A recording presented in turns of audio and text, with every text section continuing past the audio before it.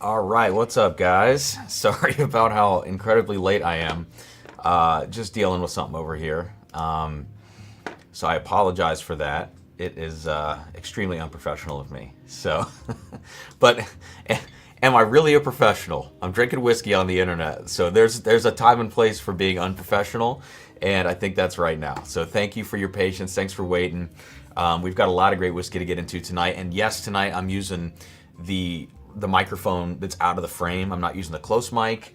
Yeah, we're just gonna see how this goes. If it totally sucks, we can call an audible midstream. So if I'm really loud or if I'm really soft, just let me know in the chat. I haven't totally sound checked this mic in the same way that I have my other mic.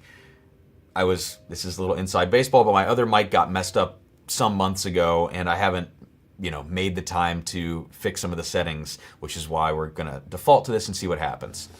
So anyways, I'm ready to have a good night with you guys and get into some whiskey here. We've got, as you saw in the thumbnail, we've got a lot of stuff to get into. We got the new Russells, which I've already talked about a little bit with Patreon members, and I've also talked a little bit about the Jack Toasted to the Patreon members, but I would say the last 12 days or so there's been only one video on the channel, so had a couple good weeks.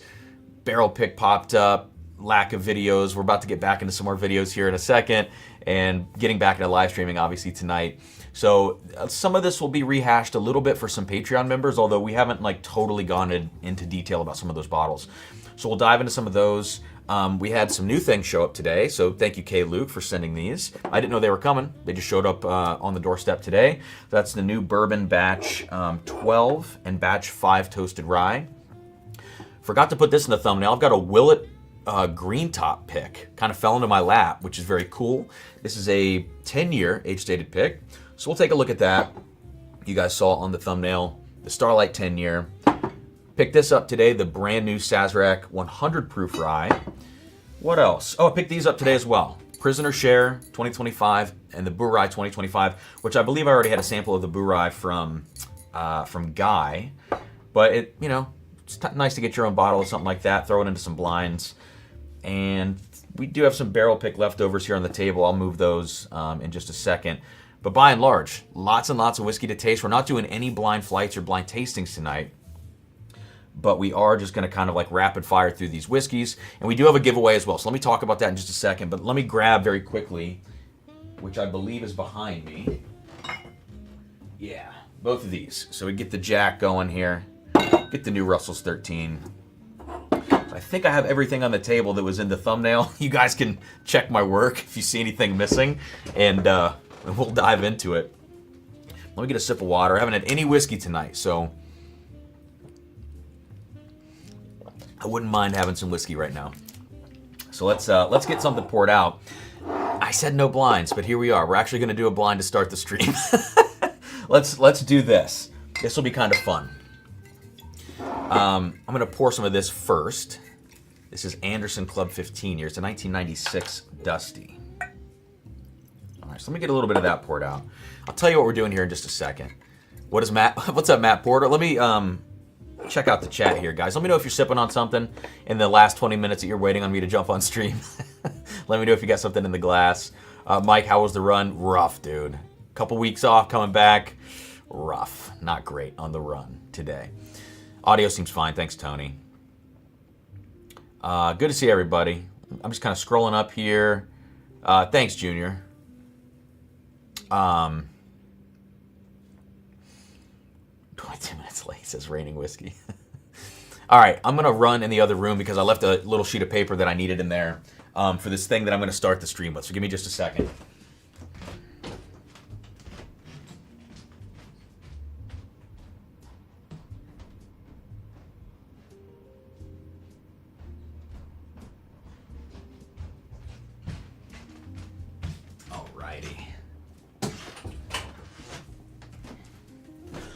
Okay, so just as I asked you to do on the What's That Whiskey from the last two episodes of What's That Whiskey, I said, just please trust me, I didn't look at the answers. I'm going to say the same about this. This is an itty bitty sheet of paper right here. I'm not even looking at it as it's held up because I can tell it's pretty translucent through the light that's right in front of me, right? What this is, I have no dog in this fight. Somebody, I'll just say his first name, David, was kind enough to send me this Anderson Club 15. Did I say Anderson County earlier? If I did, I meant Anderson Club. Anderson Club 15, he sent me this at a very, very good cost. Like super reasonable, not full secondary, and I really appreciated it. He was like, hey, do you want it for the channel? I said, yes, because I'm going to send samples out to some folks. And he said, you know what, I'm going to throw a blind in there with these. We've got a blue and a red. I don't even know what they are. I have zero idea. The answers are in this little scrap piece of paper. I was going to have Sarah make me some, some note cards for it. Totally forgot. So we're just going to dive into this. And he said, you know what, these are like comparable things. So why not start tonight's live stream with just a little dusty three-way. That's what the old people call it, I hear. A dusty three-way between whatever these two are and Anderson Club 15, which I've only taken one sip out of this bottle. The rest was shared this past weekend at the Augusta Distillery pick that we did, where we grabbed 3 barrels, which I'm very excited for. So I'm going to warm up my palate with definitely one low-proof dusty, maybe even 2 other low-proof dusties that we've got right here. So let's get these Did anybody remember which one was blue and red? Oh shit. I just pulled those off and threw them down. Can anybody remember, go back and look on either side, somebody right now, which, and reference it by the way that you see it, on which side of the bottle. Someone tell me which one's red and which one's blue. That was a stupid move on my part. Okay, Tony, my right hand is red. This is red right here. So silly. By the way, hit that like button. Welcome to the party. Our right, yeah, right, exactly, Don. Tony, is it your right or my right, dude? It doesn't matter. I'm going to keep them on the same sides that they were. I'll go ahead and get them poured out.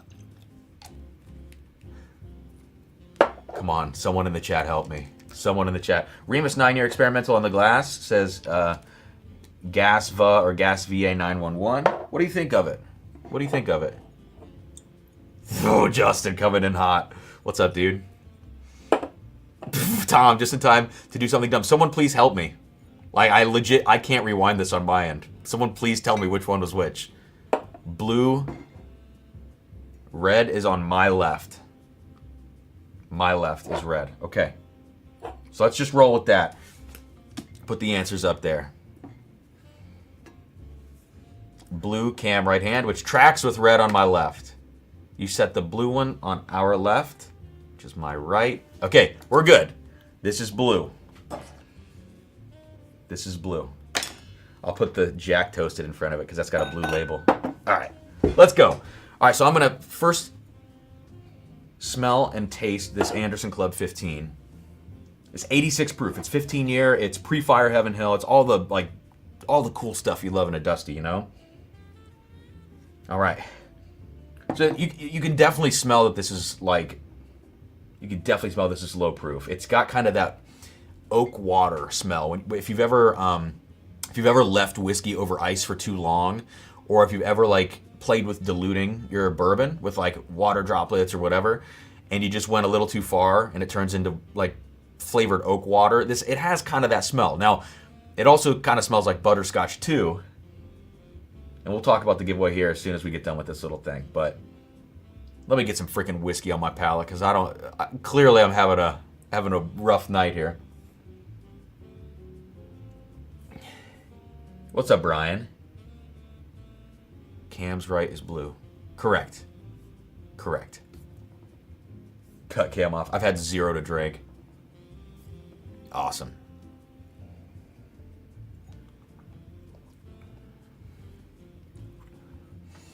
It's delicious.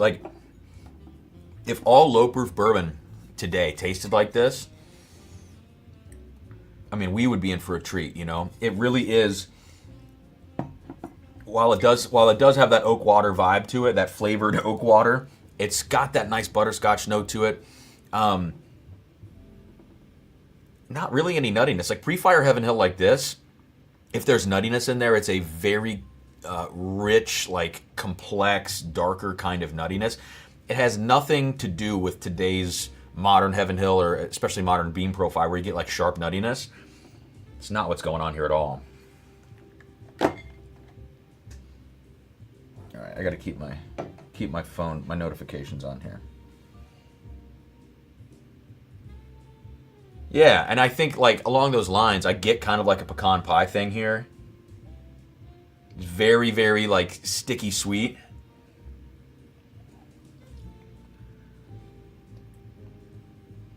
Teeny bit sour. And frankly, like I know it's my first whiskey, so I probably need to compare it to something. It doesn't quite taste 15 years old, you know? It tastes like a really solid dusty, but I think there's a reason that these, when you look at the dusty secondary market, these are like $300. That's a lot of money. Don't get me wrong, but as far as the price that dusties can reach, when you're looking at 500 Maker's Gold Wax, 800 OGD 114, 1200, you know, like maybe some older or sorry, like more recent CGFs. Then you get into the 2000 range with like the 85, 88 CGF. That's actually a little bit more. You know, the sky's the limit on your dusty purchases. So like there's a reason I think this is in that cheaper category of dusties with the biggest air quotes. Now let's go on to blue. We'll go on to the blue one. Ooh, this one's weird. This is like, how would you describe this? It's a combination of like Brazil nut, tire rubber,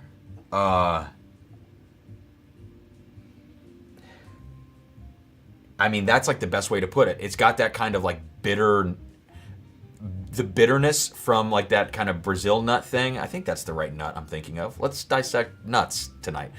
I think Brazil nut is the right one. And it's got the bitterness, but not necessarily the note. I don't know if that makes sense. Maybe like walnut skin, something like that. I mean, this is weird. This is like really, really out there. It's more bitter than it is sweet. It's and more savory actually maybe than both of those things. Like this is strange.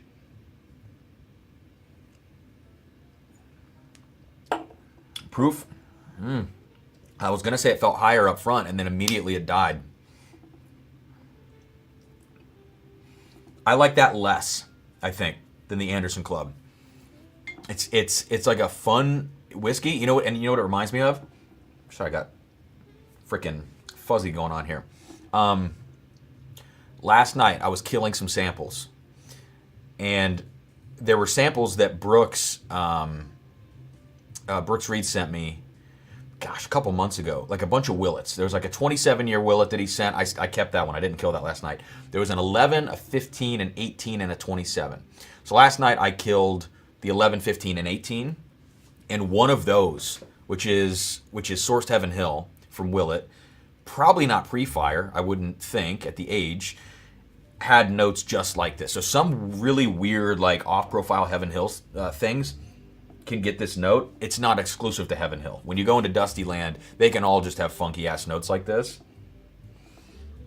But this like if you made me ascribe a distillery to this right now, my first gut reaction is still Heaven Hill, like the Anderson Club. Another part of me could possibly say like it could be Turkey, but I don't know. But I don't think I like it as much as this one. So let's go to red now. As far as color goes, I didn't really pay attention. All right, this one's actually quite a bit darker than blue. And significant, wow, the Anderson Club's very light compared to both of them. So, for what that's worth. Now this is fragrant. This is like, it's like a little bit of like dryer sheet, floral kind of thing coming out of this. Huh. I don't know why I want to say it's a weeder.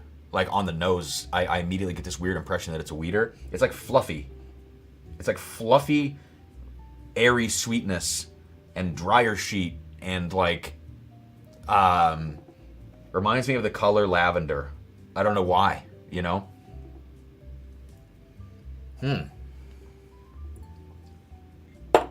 Ooh. That's kind of, it goes darker on the palate than the nose by a lot. Very complete whiskey compared to the other two. Let me taste the Anderson one more time. That's got to be the winner. Anderson smells older, now coming off of this one, I can actually smell more nuttiness on the Anderson. Also more sourness on the Anderson. That's the winner for sure. Anderson second, and then Blue is going to be in third. So I don't know what this last one was. Let's find out. I mean, how can I guess dusty whiskeys, you know? I mean, the proof on that feels higher. I could see that being bottled in bond. Realistically, I think it's still lower. I'm going to say 95. 95, 86. I'm going to say 86 on that one, too. Okay, red. Wow. Wow. Oh, shit. No way. All right, this is crazy. Red. Let's start with blue. Let's start with my least favorite. This is 1990s cowboy bourbon.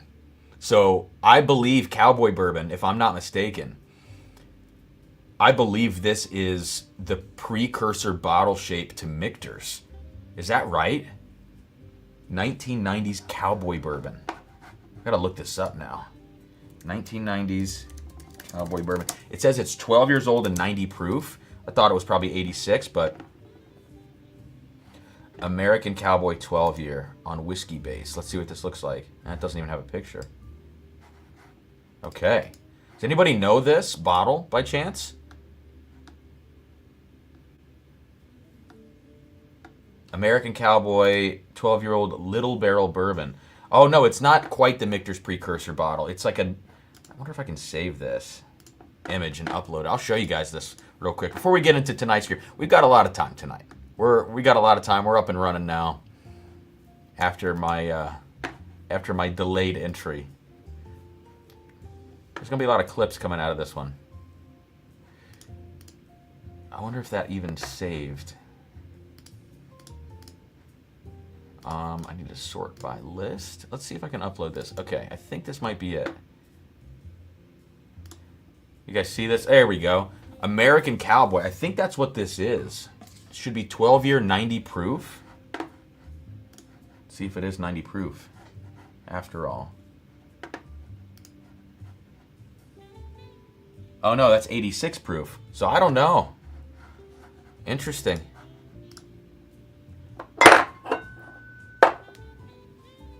Well, either way, it's funkier than hell. It's very weird. The other one, my favorite of the bunch, is 1988 Old Kentucky 13 year. Yeah, man. That's more my jam. I think Old Kentucky, I want to say is KBD, which is Willet precursor. Did it not know, Joe. That's funny in the chat. Joe, not quite.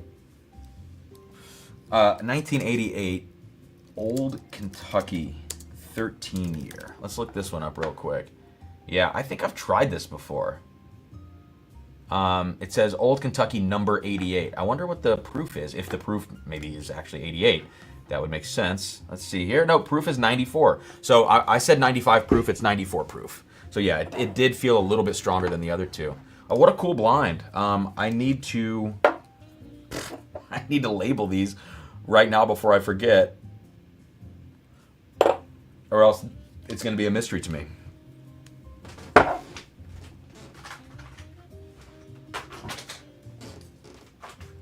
So let's do that. What should we taste first? We got the Starlight. We got the maybe High West Burai we do next.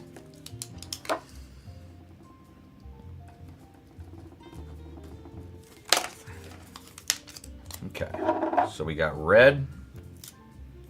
And we've got blue.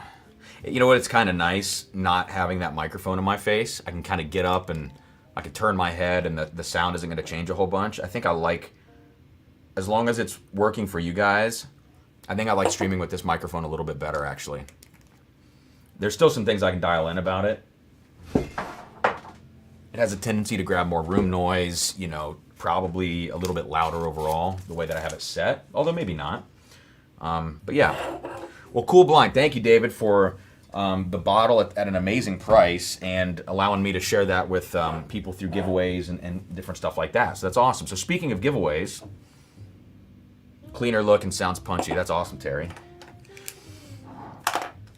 All right, so speaking of giveaways, this is what we're going to be doing tonight. I'm going to keep track of the giveaways as we get moving here.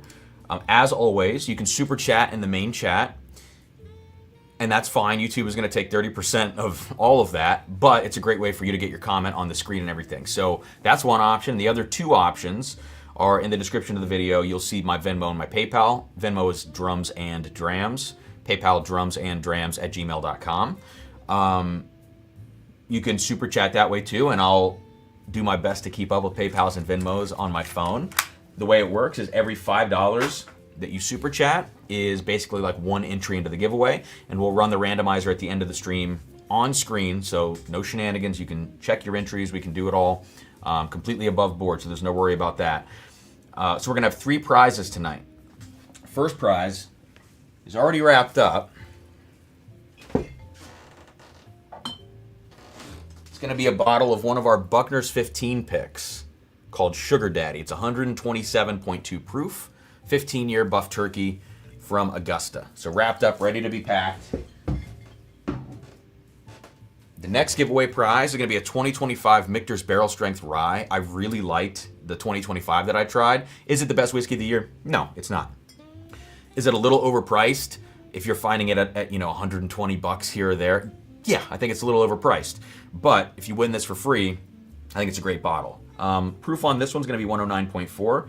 I like the one I have open. This is actually from a different single barrel, so I can't speak to exactly how it tastes, but we got that. And then finally, we've got a sample pack at the end, which is going to be everything that you saw on the thumbnail for tonight, minus the Rathskeller. I can't send a sample of that because I only have 1 ounce myself. This is all I've got left out of a 2-ounce sample bottle. So this is the only one that's not going to be in that package, but I'm also going to include this Willet 10-year green top. I think everything you see on the table, minus our barrel picks. So yeah, it's going to be a great sample pack. Russell's Batch 6, the 13-year, the JD Toasted, the new K. Luke's, the Willet, Starlight, the new Sazerac, the High West stuff, and Anderson Club. I'll throw in that Dusty in there as well. So there you go. That's going to be tonight's giveaway. And I'll throw the thing on the screen. And there we go. So let's get off to the modern day whiskeys now. Let's dive in. I'm going to keep the Anderson close by. All right. So first up, let's take a look at the High West Bourye 2025. If I already tasted the sample, I apologize. I can't remember if I did. Does anybody know if I tasted that sample on a public stream? Either way, I think having the bottle is going to be, it's always just a little different, I feel like, reviewing straight out of the bottle than out of a sample bottle. There's just something about it. So, this should be 92 proof. 25A29 is the batch number. Thank you, guys. I see Venmo's coming in already. I appreciate that. Travis says, I don't recall that you did. Brian says, I can throw in a Rathskeller sample if it helps more folks jump in. I appreciate it, Brian. I don't want to, force you to do that or anything. I know you offered. I feel bad about it. I think there's plenty of good stuff, but if you want to throw it in there to the sample pack winner, I'm not going to say no. I'm sure that person would appreciate it. Thank you, Tim Lewis. All right, so we're up and running now. Tim Lewis, I got you in for 1. Says, I'm in. Thank you. Ryan, the Venmo is in the description of the video. It's Drums and Drams. Spit it out and send that sample. That's dark, Junior. I have a very limited Dusty experience, but I tried to Stitzel Old Fits and got some similar notes from what you did from that American Cowboy. Are rubber tar asphalt that common of Dusty notes? Yeah, they are pretty common, I would say. I find more of those notes, honestly, from 1960s and 70s stuff. Once you get into the 80s, 80s, 90s, everything to me leans more butterscotch. I would say 1980s is the most quintessential butterscotch whiskey typically for me. When you go 60s, 70s, you're getting more into savory, sometimes very herbal, sometimes olive oil and oregano notes. You can pick up on some 60s stuff. When you go back 40s and 50s, it's the complete Wild West as far as the profiles you're gonna get. I've had Old Granddad from the 1950s. I want to say it was a 55 or something weird like that. it was unrecognizable. I would have never told you that was an old granddad product from back then, which I associate with the 1980s versions, which are all very, very butterscotch forward. So yeah, the 50s stuff, I would never even pretend to know what's going on with that whiskey or try to make even a sweeping generalization. I think I can make some generalizations for 60s, 70s, 80s, 90s. You know, I think those are kind of segmented by the decades. Of course, there are outliers, though.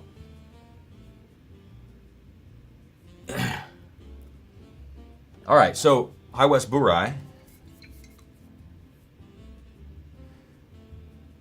If this is still MGP, they're still not saying, they're not saying on the back distilled in Indiana if this is MGP.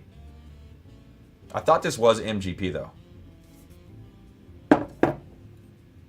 It smells great. I'm going to be honest. High West Burai 2025.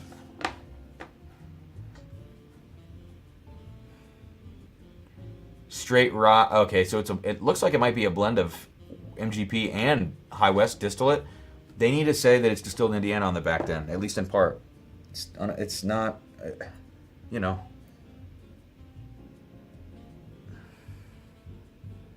Maybe it's in the description, the paragraph. I don't see it though. All right.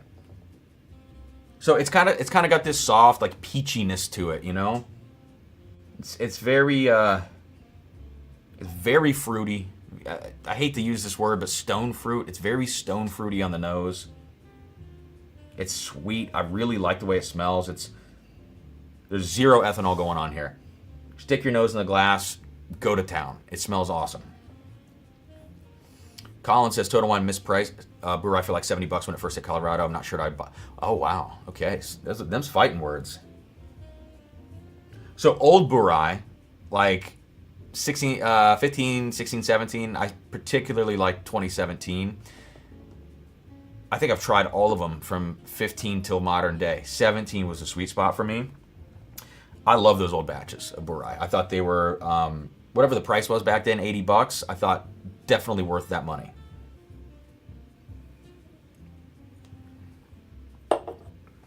Okay, see, you lose it on the palate for sure. And I'm coming off of 90 proof, 86 proof, and 94 proof whiskey. So this shouldn't feel out of place. There's a good presence to it, but there's not really any development. It's kind of just a placid whiskey, very calm on the palate. But it still has a little bit of enveloping heftiness, I guess. What did I pay for that today? I didn't really look at the price. I just saw it and I was like, oh man, I never see Burai. So let me just pick this up. Let me see what I paid for this on the 125. Yeah, that's so this version to me, this 2025, while there is nothing wrong with this whiskey at the proof, there's a lot wrong with it at the price. That's $70 whiskey, you know? I think, Colin, you're kind of nailing it, honestly. That's like a $70, $75 whiskey to me. Oh, is Bev here? Did I miss Bev jumping in? Sounds like something I would like to drink. Not. When was that? 9:30. Oh, that was 16 minutes ago? Okay, I should catch up in chat. Learned a lot from you as far as bourbon, but want to see more rocking drums. There will be more drums in the future, I promise. So is using nosing note of fluffy mean you have a problem, or actually understanding and relating to the note as a viewer, or actually understanding and relating to the note as a viewer more of an issue? I don't know. I mean, sometimes here's the thing. Here's a way to think of tasting notes. Yeah, I think this. Let me figure this out right now. I think no matter who you're talking to about tasting notes, you're going to throw out notes that they either don't agree with or don't understand. Like they might not have the capacity to understand certain notes. As far as like, if you're talking to someone and it's their second time drinking whiskey, you could tell them it just tastes spicy and they still might be like, I don't even know what that means. Or you might say sweet and they don't associate sweet with whiskey at all at that stage. And then scale that all the way up to people saying like the craziest notes imaginable and they would say it to me, I feel like I know a decent amount of tasting notes after 5 years, and I'm still going to be like, I don't know what you're talking about.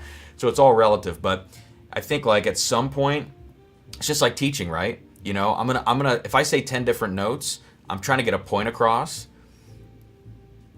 Hopefully I'm specific about which ones I'm legitimately getting and which ones I'm like imagining, or like it's more of a feeling or something like that.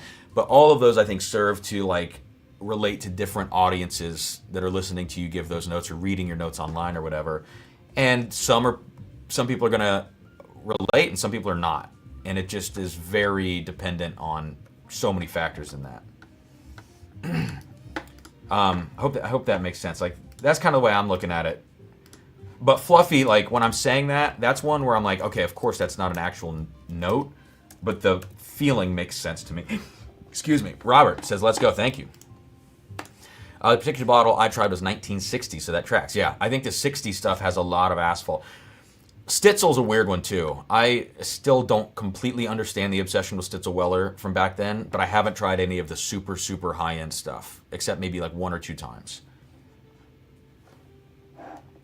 So yeah, I like this Borai. I just don't like the price of it. The fruitiness on here is unmatched. I've always felt like the High West Borai has just been so wonderfully fruity. And I'll tell you what, if you do take this out hiking, usually when I go hiking, I want to have beer at the end. But if you do take this out hiking, it's actually a really nice whiskey to drink, you know, on a mountain or on a trail or whatever. After seeing pictures of the horned rabbits in Colorado, I've been seeing this recently, Matt. The jackalope is way less cute now. That's funny. Jason, thank you for the super chat, man. I'm just gonna put you in here. 2 entries. Okay. Says, to a gem, no other like Cam, just late all the time like my sister who has no watch. Thanks, man. Yeah, sorry about the lateness. It's all at least 10 years old. So High West has distillate now that's 10 years old. I didn't realize that. I'm paying your late fee, says Barry. Barry, thanks, man. I got you in for 4. Appreciate it. I don't think they have their own juice that's 10 yet. Okay, let's see. But 125 is highway robbery. Agreed. Amy, what's up? Holy shit, Cam, is it Thursday already? Let me put you in here, Amy, before I keep talking.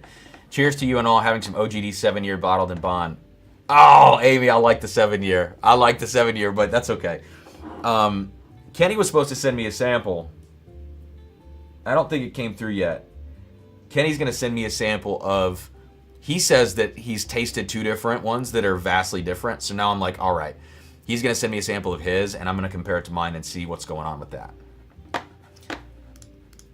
Too expensive for what you get, says Justin. Agree. Volk 2144 says, great lineup. Thank you. Thanks for the super chat. You paid MSRP. Yeah, it's crazy that 125 is MSRP.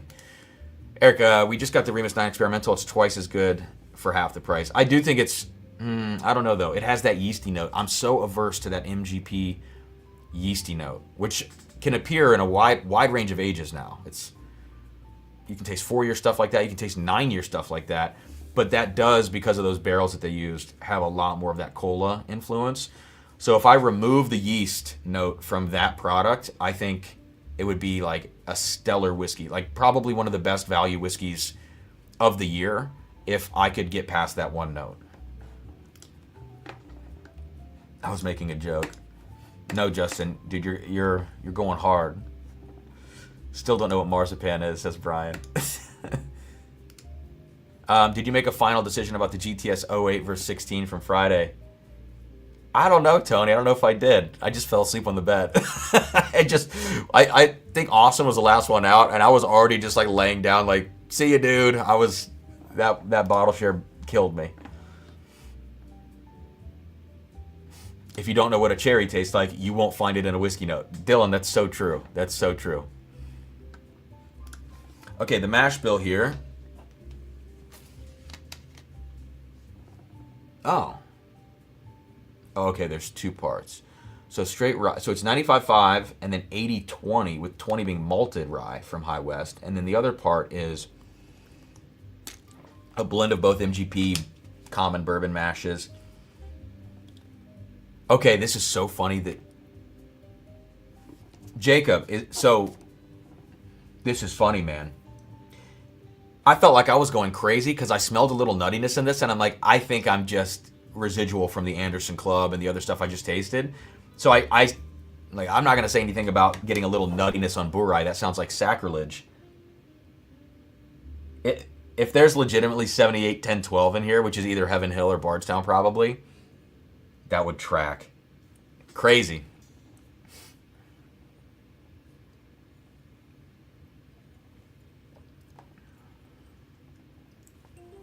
Interesting. All right. So, I'll put it in the blind sample pool. It'll probably come out in another live stream or in a video in the future, at least by the end of the year, and we'll see how that does. I can't imagine that Burai is going to do well blind.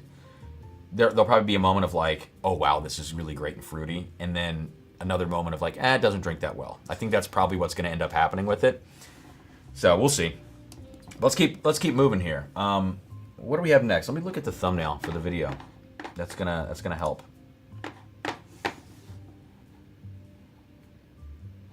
Where would that be? In the old downloads. Okay.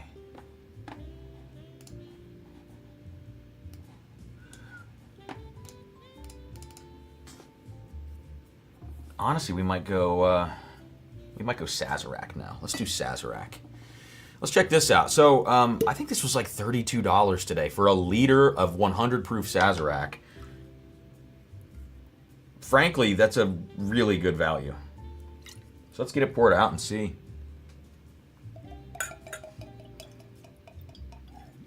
All right, I'll put it here actually.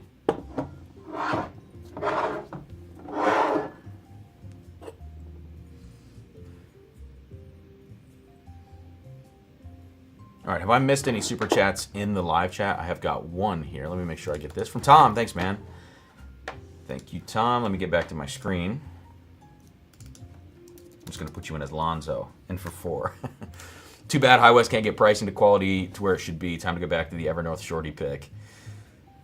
Yeah, let me know. I haven't had that Shorty pick since we picked it, honestly. I mean, since I wrote tasting notes for it. Yeah, Constellation owns High West, right? Here's the thing, guys. Pricing. There's going to be a pricing reckoning in the industry in the coming months, coming years, I think, because everything's kind of in bad shape. It seems like. I mean, not everybody, but a lot of the big boys are in bad shape. Premium quality or premium categories are doing well. Everything else is kind of tanking a little bit. The barrel market's really interesting. Prices are falling there, from what it seems like.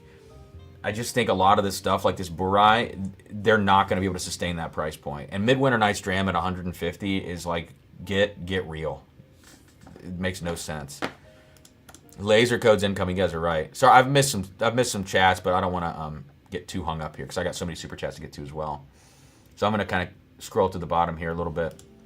Did pull the trigger on the Gatsby via Total Wine Concierge for about 150, so let's see how that goes this year. You'll have to let me know. What's the proof on this year's Gatsby? That smells great. This smells great. I haven't watched any reviews so far of this new Sazerac. I guess I don't know what I expected, but this smells really nice. You can say what you want about Buffalo Trace. They make a good product. I think Constellation is done. They got bought. Oh, really? Maybe I saw something about that. Matt says, speaking of nuttiness, that new Russell's 13 got that nut. Yeah, we're going to find out. Don says, don't have any Dusties here. Going to crack a Reverie 16. Running out of open whiskey at this house. Saying this house?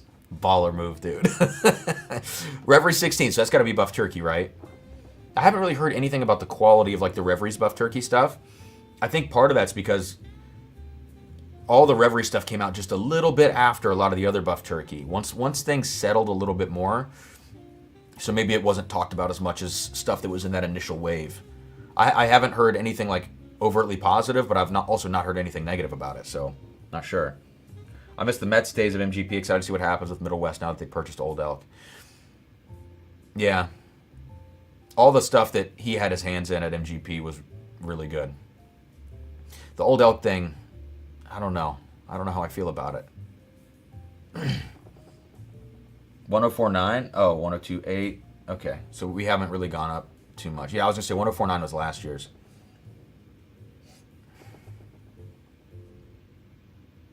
All right, so on the nose, the Sazerac 100 proof, I get a lot of tea on this. What kind of tea? I don't know. I'm not too in tune with my different types of tea. I would say in some ways almost like an orange tea, maybe, which the citrus makes sense as a rye. You still get a lot of Buffalo Trace honey in here on the nose. But to me, it's very, very tea forward. Kind of a little bit of that lemon starburst note that I sometimes get on Buffalo Trace ryes, Thomas Handy, other stuff that they've put out, like in the what was it, the Prohibition collection.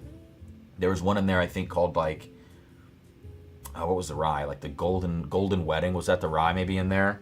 That had a lot of lemon starburst.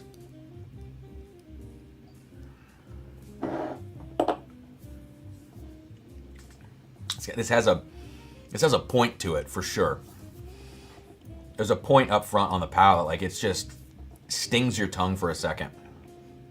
I really like that. It's not like, if that's a $30 whiskey, that's not just a cocktail whiskey for me. That's a great sipper. I see nothing wrong with this whiskey. It does have more of a point than it does like actual body to the profile, but this is pretty much designed as a mixer, so the proof bump's gonna help. And I like what I'm getting. It's very citrusy, very tea forward, teeny little bit of like a dusting of chocolate in there, like very light, and all that honey. I don't really get dill. Maybe some herbal, but not really like straight up dill. Matt, have you tried this one, man? I think you did, right? I think did you do a video on this? If you did, I intentionally didn't watch it. Okay, Brett says Constellation still owns High West, but they've been selling off. That's right. Whatever article or something someone posted was about them selling something off, but I don't know what it was. Adam says Golden Shower was the rye. Toshi, good to see you, dude. What a day at work. Late, but I made it and ready for some pours. Cheers, Cam. Time to hit the Venmo. Thanks, bro. I appreciate it.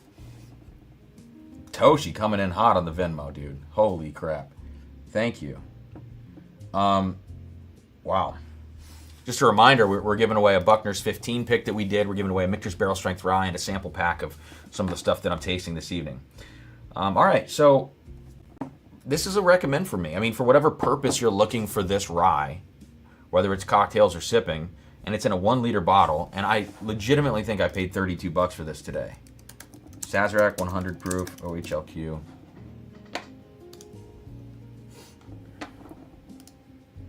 $31.99. I mean, come on. Am I crazy? Matt says, yeah, I reviewed it. What did you say, man? Did you like it? I mean, as a $30 bottle. Incoming recession, says Sam. Excuse me. My super is in Venmo, so you can get those old school doormats for the new crib. Thanks, Terry. I'm going to get to these Venmos here in a sec as I get this next thing poured out. Even coming back to it on the nose. So much tea. What kind of tea? I need to learn tea. All right, give me just a sec.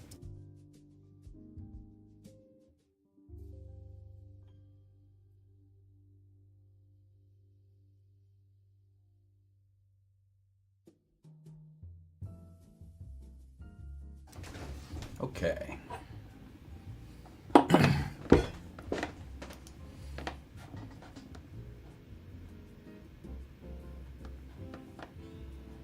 Brian, what is that word you just said?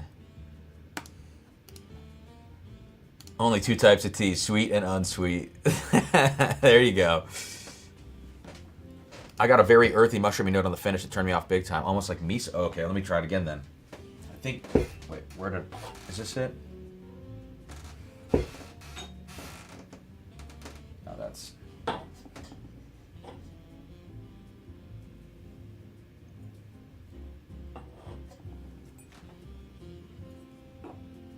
Right. I think it's this. Tea, bro. Dude, you know, I just said I don't know tea, Brian. Come on.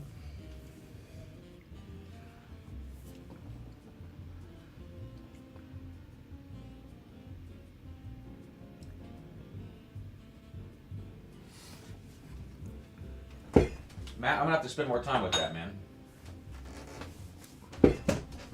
I said something about a light dusting of chocolate, and maybe that's kind of what I was. Maybe that's kind of what I was thinking, but those are they're both dark, but they're very different notes. So I don't know. I'm gonna have to check it out again. Let me send you a tea blind. Oh God. I don't know. I like it. I think for what it is, I think it's good, but Matt and I can fight about it. Okay, let's see what's next. Where's the, okay, there we go. Let's dive into, the High West is the next proof thing, but it's finished. And so I'm thinking we should probably wait a little bit on the High West. Let's just do the Jack. Let's get into this right here. 100 proof, toasted barrel. I think this is entry proof of 100 if I recall. We're looking at about 8 years old, right? I think we're looking at about 8 years old or so. Great color. You would expect that from Jack Daniels. Yeah, this is the right move to get into next, based on the nose. All right, so let's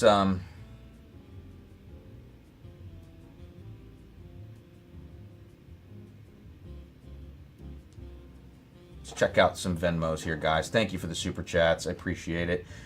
I'll do my best. Some people still send it to my old Venmo, so I'll do my best to check in on both of them. So I just want to let you know that. So I see in my personal Venmo, thank you, Easton. Easton Oliver is in for 2 with the little drum emoji. Thanks, man. Now, Toshi, dude, you don't got to be doing all this, man. I appreciate it. $150 super chat from Toshi's crazy. That's freaking crazy. As I get a little sniff of this Jack Toasted. Let me know if you guys have tried this. Toshi says, cheers, buddy, for the house fund. Toshi, thank you, man. Thank you. That's 30 entries, dude. So Toshi's just going to win it all. It's fine. Thanks, man. And then Ryan Kennerson, Mr. Copperwolf, in for 5. Let me add the R to your last name. Sorry about that. Says, cheers, been a minute since I caught a live. Yeah, it's been a minute since we've done a live, dude. So you may have actually missed 0 live streams up to this point. Okay, how do I switch over? Oh, there we go. I can switch over to my Drums and Drams Venmo here. What's up, Jeremy Hughes? Good to see you, dude. Speaking of tea, anyone have the Few collab with Smashing Pumpkins? You know what? I've never tried a whiskey from Few. I know nothing about it, whether it's like their own distillate or sourced. I know zero. I've seen it. Like, I remember back in 2019, 2020, something around maybe 2021-ish, when I was flying to California a lot and playing. I had a percussion quartet that I played with up in NorCal. And I would go to Total Wines when I was in town because I was always coming from a control state, at that point very early into whiskey. It just always baffled me when I would show up to a Total Wine, even at that point when like the shelves were bare of good stuff in like 2020, 2021. And I would see just so many different brands that we don't get in Ohio and just like random stuff. Like if Knob Creek 12 was on a shelf, it was like, whoa, this is amazing, because Ohio, it was like allocated here for a long time. And Few was always a brand that I would see when I would go into Total Wines. And like whether it was Kentucky, California, wherever I was going, always I saw those bottles on the shelves. But I always thought to myself, if I'm seeing it always on the shelf, maybe it's not that good. Maybe nobody's picking it up. So I don't know anything about it. Tried it, wasn't impressed. Says Terry. Are they all like low proof? Do they do any like barrel proof stuff?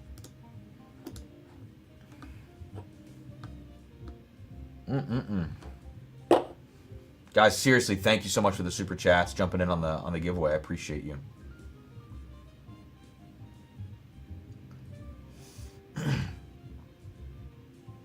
Paul Graham, dude, Paul Graham.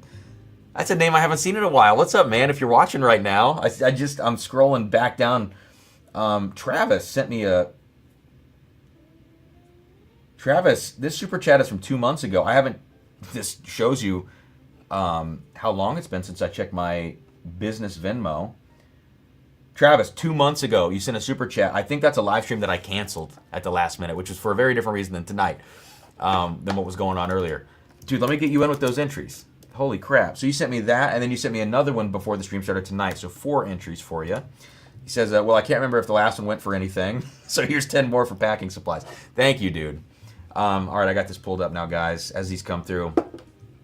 As I kind of start going through this Jack Toasted, I'll get into these and log them for you. So, all right. The Jack Toasted on the nose. It's interesting for me on this because when I think of toasted barrel products nowadays, typically what I think of is like that, like kind of harsh young oak influence where yes, you do get a lot of sweetness, but you get a lot of astringency and a lot of like kind of like raw oak notes to the whiskey. Yes, you can get buttercream, but you get just as much abrasive, astringent spice in there too. And so, like, but I just think like, let me think about the words I'm going to say before I say them. I think I have just like low, like anybody that says they're putting out a toasted product, it's probably bad on me, but I go into it with the lowest of expectations these days. Like, yeah, this is probably not going to nail it for me. And that's kind of a problem. Like, I'm a little too biased on that.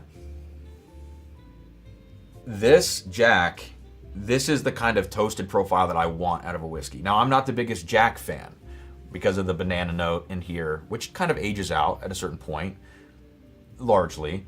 And then also, like, they can get pretty tannic, kind of, you know, bitter in the finish, depending on what the product is. But this, I mean, this is just great on the nose. It's taking 2 things that I don't like and making something that I do like on the nose, which is very, very cool for me. There is kind of like, all right.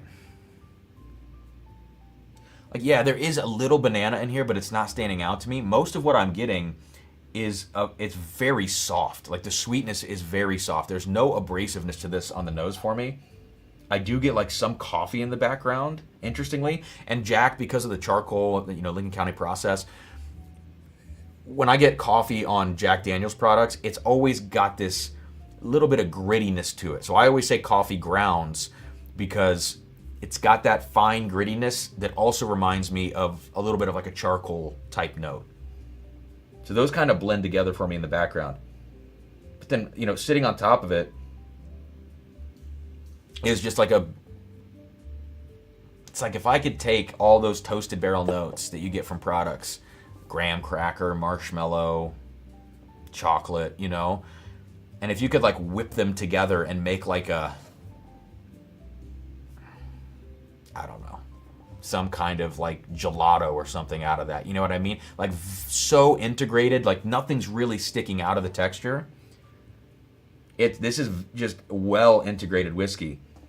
I'm shocked. I'm really shocked at how much I like this on the nose. All right, I'm saying too much. Let's go to the palate.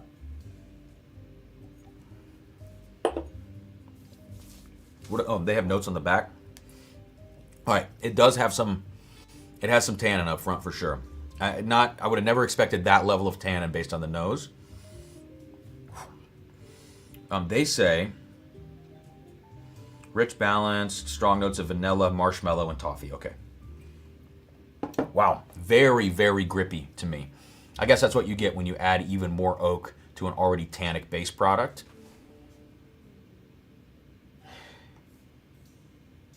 Still, I think I don't think that's going to bother everybody. I think I'm very sensitive to that kind of like really dry tannic profile, but I find that when I complain about it, other people don't mind it. So, I think that's probably a win for me. The nose is my favorite part. The palate's okay. 143 bourbon, 3 in for 1. Thank you so much. And a Trondle 22. A Trondle. I don't know if I'm saying that right. Thank you for the super chat. AJ Campbell, thanks for jumping in. Lake City Barbecue, I'm in. Says Lake City Barbecue. Me undyslexic that sentence there. Lake City Barbecue in for 4.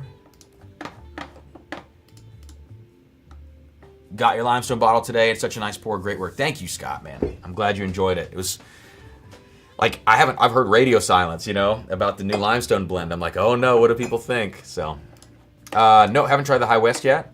I'm going to probably do it after this. Proof makes sense. It is finished, but the other stuff's going to be such a high proof, it's not going to matter. Forgot I had that Few Smashing Pumpkins bottle, but found it 93 proof. Oh, infused with tea, so that was the reference. Interesting. Cam hates toasted, hates Jack, so get ready, says Slad. Words are hard. Can anyone help me answer? Is the Jack toasted worth $150? No, Toshi.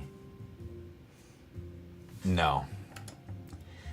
It's like, I think 70 for me is pushing it on this, man. I really do. I get it, though. I mean, they're doing 100 entry proof, so you're not getting as much liquid out of the barrels. I think they stored these high ups, probably a lot of evaporation. So, okay. But I really wouldn't pay a dime over SRP for this. It's not a bad whiskey, though. It's a little smokier on the nose after the first sip. Second sip, much less tannin, as my palate has gotten used to that. But as a result of less tannin, the body of the whiskey has fallen away. It feels extremely thin on the second sip. Yeah, it's fine. It's a cool entry into the Jack catalog, I think. Let's put it that way. What do you guys think? Anyone that's tried it? I'm in with PayPal. I'll check the PayPal here in a sec. Thank you. Colin, I'm on my third pour of Opus 2. Can't put it down. Good, man. I'm glad you like it.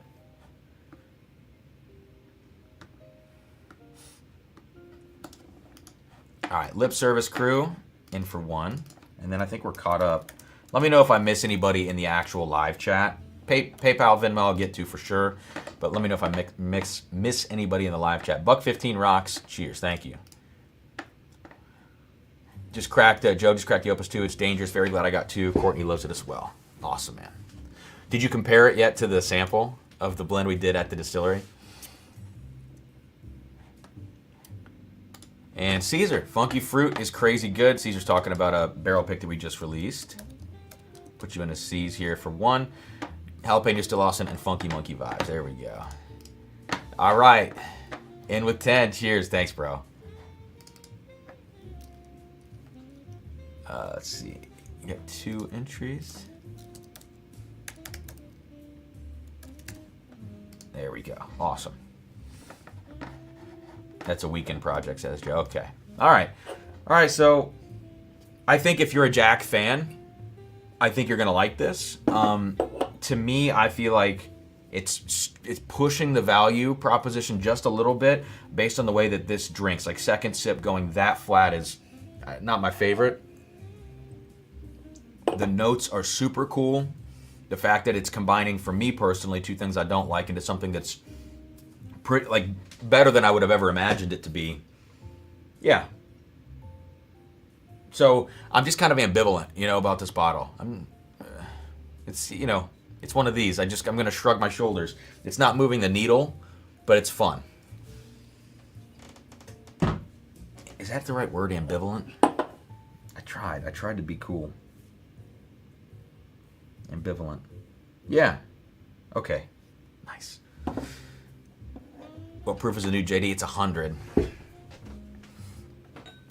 It definitely exceeded my admittedly low expectations. Yeah, totally with you. Not going to go get one for myself, but wouldn't think twice if it was poured for me. Yeah. I think I agree with all that. Jesse, I agree. The Opus 2 bottle is, for me, significantly better than the distillery sample. Like, it wasn't really close, actually, when I did the comparison. Which is good and bad, Good and bad. All right, so let's go to some finished whiskey. We're going to do another thing I'm not the biggest fan of. Toasted into finished, but let's see what goes on here. This bottle was effing expensive. This was $175 today. That's going to get annoying. $175. Again, completely jumped the shark on their pricing. And the only reason I bought this is because of the channel.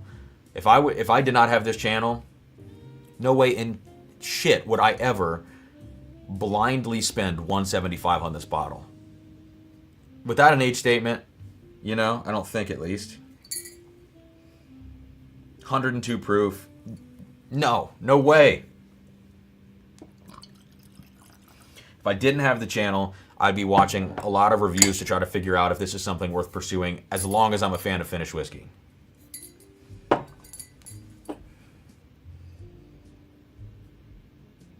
I like the nose, though.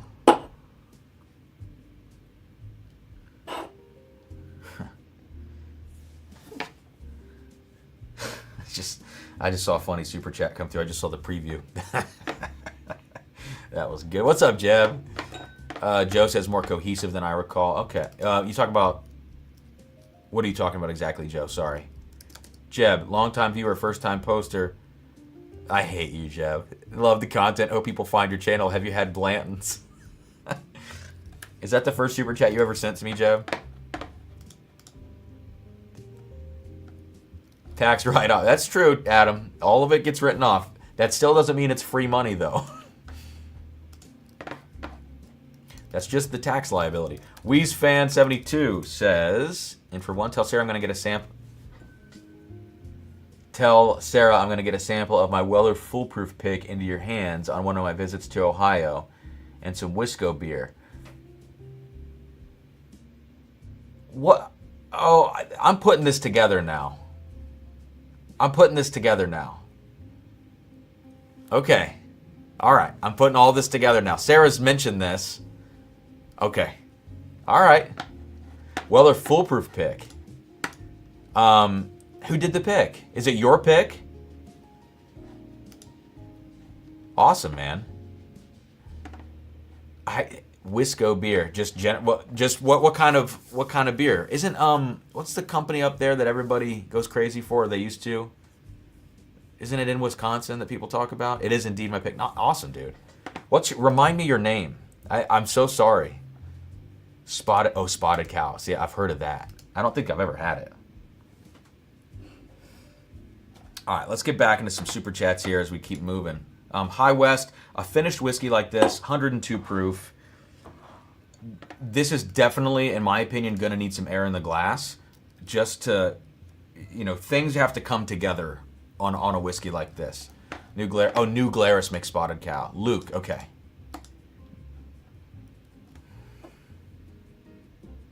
Paul Graham says equipment for the super chat. Thanks, man.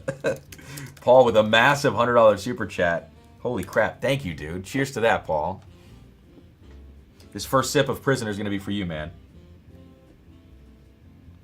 Honestly, I love the nose of this. I hate to say that because finished whiskey is... It's just been so many years of mostly bad finished whiskey. I feel like that's a gross generalization, but...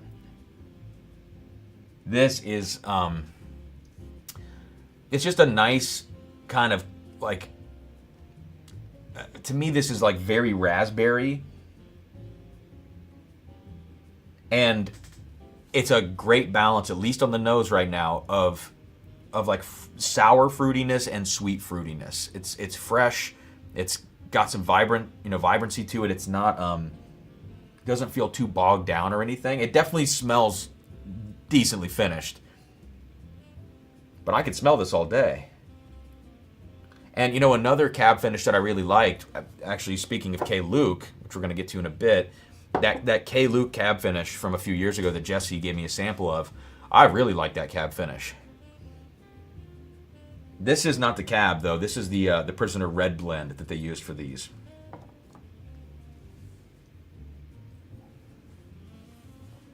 This also has some nuttiness on the nose. I forgot to say that. Wow, very finished on the palate. However, while it doesn't really have like much spice development, the finished component of this has just beat down all of the spice, and that's not coming through at all. It's juicy and fresh. Like there's not a lot of tannin on this, which I very much appreciate. Back to the nose. There's something in here I can't place. Something like almost earthy, almost a little twiggy, I guess, on the nose. Daniel says, what's it finished in? This is finished in the Prisoner, which is a wine. Prisoner Red Blend barrels.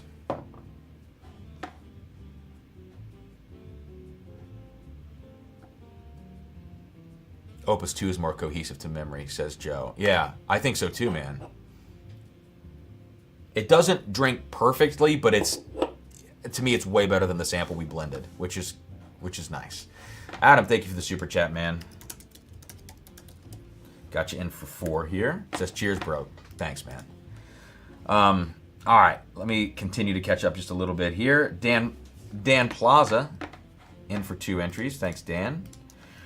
So now let me ask again. I'm going to keep asking this because I don't know how long some of these bottles have been out on the market, and I feel like Ohio's getting things later and later.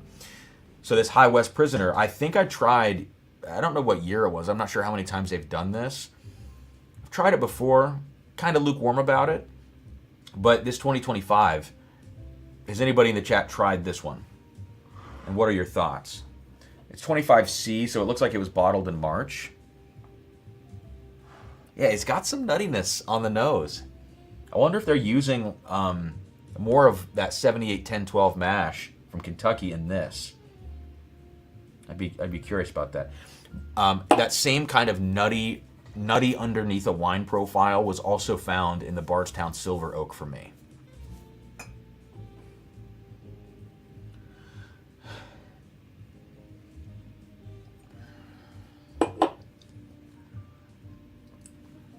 Still second sip. Zero development. Everything that you get right up front. And the rest of the whole experience is it trailing off. But damn, dude, they actually managed the possibility of getting this to be too tannic. They managed that well. So maybe that's because it's the red blend and not the Cabernet that they used for it. Who knows?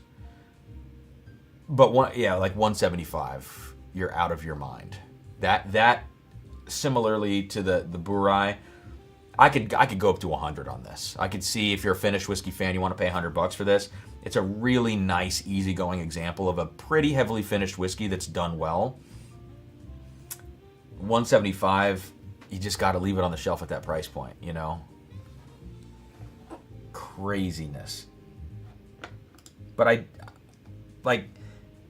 this fills the same kind of niche that Midwinter's does. You know, it's heavily finished. It's absolutely going to be something I drink like in the fall and in the winter. Pull this out for friends and family at gatherings and stuff.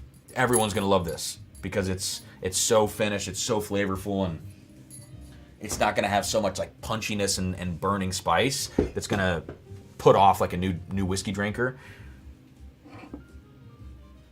Yeah. All right. Dan Plaza. You know what? I just need to do it. I need to do it this way. It's going to be much easier.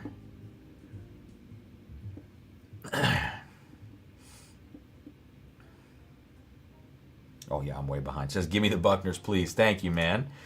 I got you. Larry B is in for 4 entries with a couple of taco emojis and a hot dog emoji thrown in. I don't know if that's suggesting anything. I'm not sure. All right, Paul P is in for 4. Says, in it to win it. Thank you, Paul. We got Adam H in for 4 with a bunch of nut emojis. Thank you, Adam, and your peanuts. Let's do like 2 more. Ryan B is in for 4 and says, tickets.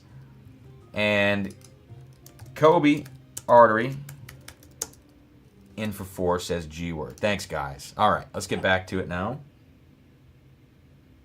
The Bardstown Prisoner was 160 in Virginia. I liked it, says Michael Hogan. Bardstown Prisoner, that's an old release. That was, I want to say that was either all Dickel or mostly Dickel. I can't remember if it was a blend or if it was just like a single thing that they finished in there. Yeah, I haven't had the Bardstown Prisoner in years. I haven't even thought about that bottle in a long time.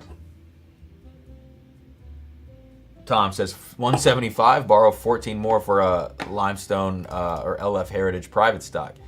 Cheers, everyone. Cheers, man. Yeah, listen, I'm not going to argue with that, especially the blend we just did. I'm very happy with it. Jeremy, the clip opportunities tonight are very abundant. Yeah, it's honestly not intentional. I'll tell you if it was. I remember getting Midwinter for $80. Yeah, see, that's more like it, especially considering the market. Like, so many other people are doing port finish ryes, and most of them are doing them better now than High West, who is seemingly mass producing that stuff. Not only are they mass producing it, but they jack the price up. It was the double whammy all at once. You know, at least buy me dinner first. Jeez. Travis, Cam, I know I'm behind, but in the pricing on the JD Toasted, if Sinatra's like $150, the Heritage, well, the Sinatra's just, you know, the Sinatra doesn't need to be $150 though. That's stupid. That's just a branding thing. Have you had the Jumping Panda 10 yet? No, is that the thing that who reviewed that? The Junkies reviewed that. I watched a video of that maybe like a week or two ago. The Opus 2 came in yesterday. Delightful. Awesome. I'm glad you like it. Thank you. Thank you for the feedback. Just had a sample of the Bardstown Silver Oak from a friend and thought it was good. Yeah, that's a very weird whiskey. I can't think of a lot of other whiskeys that taste like that. It's kind of the perfect combination of strangeness between base blend and the finishing note. It's just entirely unique. And I've loved it in tastings and I've absolutely hated it in tastings. Which to me means like I'm never going to spend the money to get that bottle, right? Looking back on what it cost, but a very interesting one for sure. All right, so AJ. Oh, have I been saying AJ Campbell and not putting this together, dude? I'm sorry. Finishing my pour of River, Jimmy Red, about to move on to Opus 2. Sometimes I don't think about screen names here versus screen names in Discord versus real names. Sinatra's also a 1 liter bottle. Okay, I didn't know that actually. Dancing Goat port finished. I would rye for you is delicious for 60 to 70, says Chris. Yeah, it's just another example of port finishing probably being done way better at almost like, you know, 3 times less, 2 times less the price. What are we drinking tonight, gents? What are you drinking tonight? River Roots wine finished. I'm going to go back. I'm going to do one more sip of this. The High West has gotten a little bit more sour on the nose now, but it's still not to its detriment, really.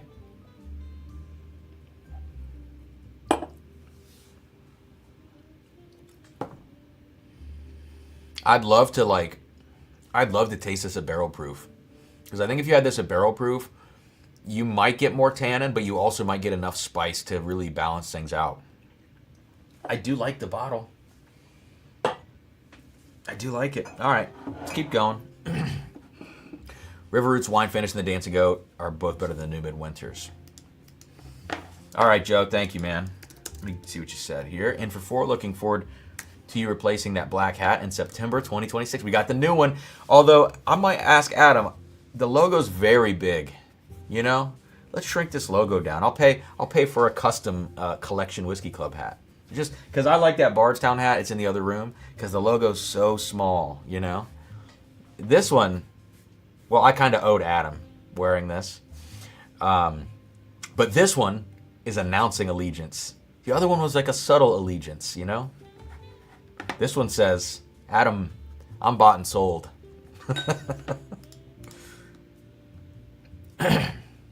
Panda 10 is Barton at 10 year. Okay. Oh yeah, please hit that like button, guys. Thanks, Adam, for saying something. Oh, it should show Andy. Yeah, so YouTube chose not to today, apparently. Sometimes maybe it's StreamYard that's just showing the actual handle instead of the name that you have. Maybe that's what it is. Middle West Port Finish Rye. I actually thought those were overfinished. At least the one I tried. I know that's with the other Adam, but maybe coming soon. Oh, what? Smaller. Oh, I got you. Okay. Having a pour of Kentucky Prelude. All right. I love to hear that. So, where are we going to go next? We just left at 102 proof. What's the Starlight? Starlight's 120. Okay, that's higher than I thought. Not a cheap bottle. I think we might go now. We might go to the K. Luke's quickly. Or, yeah, we might go to the K. Luke's.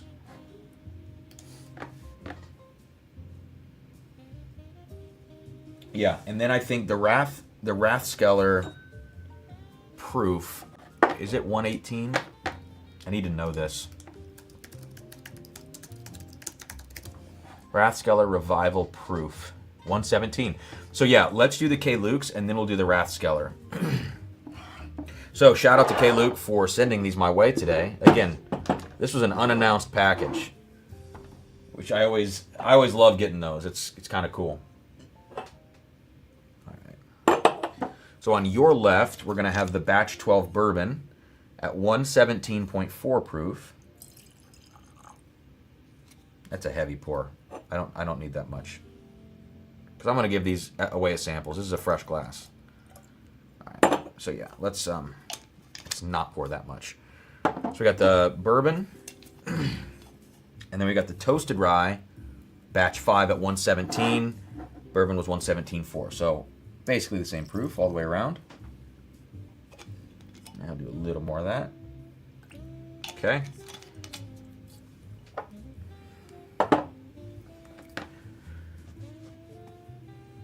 Okay. What was I just thinking about? I lost my train of thought. Oh, it's not StreamYard. We're seeing it on the YouTube side as well. Oh, weird. So it kind of flips back and forth? Huh. Jesse getting into Opus 2. All right. Nice.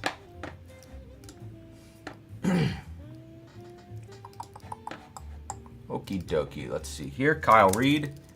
Currently enjoying the Bardstown Bubblicious pick. Tastes just like the gum. So who did that pick? And is it, what's the mash? Is that 60-36-4? Warehouse D, floor 4, around 121 proof? Because that's what everything is now.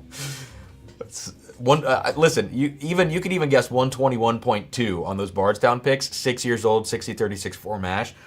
And you're pretty much going to nail it every time. Because 121.2 has been a very common proof point. Slad, I hate you. Dude, I scrubbed my floors last night. I scrubbed it. Joe's getting into Funky Fruit next. There we go. Barry, in for some more Super Chat action here. In for 2. Old Overhold 11 made me do it. Man, that's a bottle that I don't think I reviewed the 11. I reviewed the 10. I like the 10 a lot. The 11 I didn't review. I thought the 11 was, I don't know, more refined, but maybe lost its edge. Jeb, finally, since you pooped on my Middle West, switch to the Weeders. Okay. Let's get these glasses coated. By the way, just like a little experiment you guys can run at home. Number one, whenever I drink whiskey at home,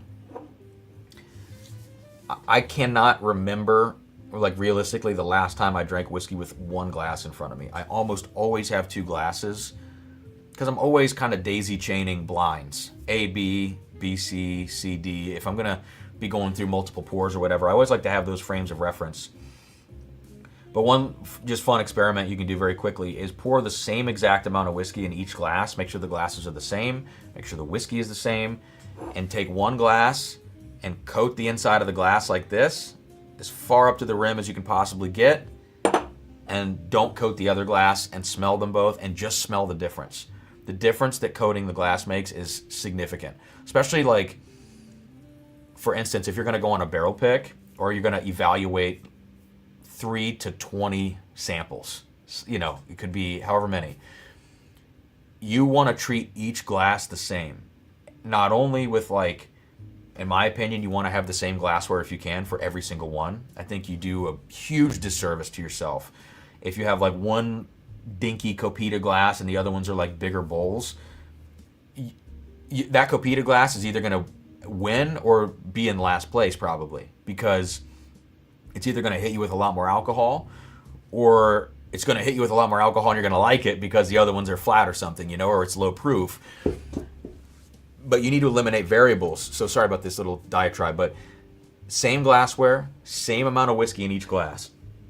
Know the sweet spot of the glass, and then don't coat one glass or every other glass, just like not thinking about it, and then go to smell them and be like, oh, I'm not getting much on the nose of this one. Well, the one that you didn't get a lot on the nose was probably an uncoated glass. Like, no joke. So I always like when I'm seeing people do barrel picks, like if I'm ever at like River Roots, and I'm always watching. I like to watch the way that they go about it. being systematic is a good thing. You know, same glassware, same amount in each glass. Immediately pour them all out, coat the glasses all at once, and then go into it. That's just a little tip. Brian, yeah, same thing. I do cover with my hand and shake it up. Same thing. And the other thing is, like, there's more tips. I won't go into all of them right now, but absolutely. Just say Jeremy. All right, let me get a little.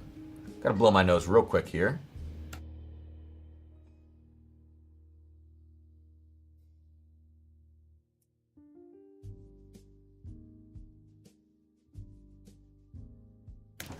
All right, let's dive in.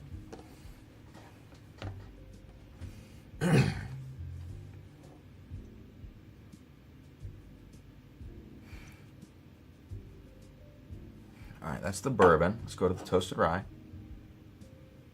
Oh, yeah. They do a really good job with these toasted ryes. Really, really good job. Yeah, okay. I'm very excited about that. Okay. So let's check out the bourbon now. You guys are ruthless in the chat. Oh, man. Just poured batch 6 and 7 of K-Luke bourbon. Been a while for these. I still love batch 5. I think it was 4 and 5 that I really liked. I remember when Jimmy Copeland sent me my first sample of K-Luke, and I freaked out. I was like, this is crazy. I think that was batch 4. I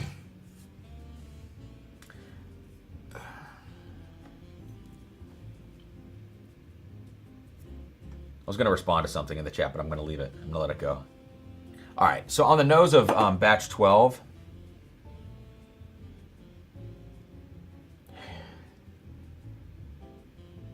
I'm trying to think of what this reminds me of. I feel like I can still smell, you know, again, this is just me, and I find myself complaining about it on a lot of blends, not only like this from K-Luke, but just other folks as well that do like Kentucky, Indiana blends and stuff. I think that if you have those yeastier MGP barrels, they just stand out in blends. And I know that's a me thing, that I don't love that note so much. But I've just got to say it because it's what I get. I do get some yeasty MGP. This to me, on the nose, this is not a fruity batch of K-Luke. Brian, have you tried this? I know you get to try a lot of these. I don't get fruit on this. I get like it's a lot of desserty kind of notes that I'm picking up. Spicy, like I feel like I just walked into the coffee shop down the street and I'm like looking in the glass counter. Like all the different things I see in the glass counter, all the different fluffy pastries and croissants and all this stuff. It's like that, but with some kind of all spicy kind of notes. Brian, I'm talking batch 12 right now, but not a lot of fruit on this for me. All right, let's see this is the other thing. I actually probably like the nose on this better than batch 11, but batch 11 drank awesome. Like that's the one thing that they are so good at doing, K-Luke, when it comes to blending. I think the palate of these whiskeys is phenomenal. Like, whether or not I subjectively like the notes I'm getting on the nose, that's one thing. But if you're putting together stuff from different distilleries, which is the hardest thing to do, blending different distilleries is way harder than blending from one source. If you can do that and make a cohesive palate, that I think is the mark of a really, really great blend. So let's see.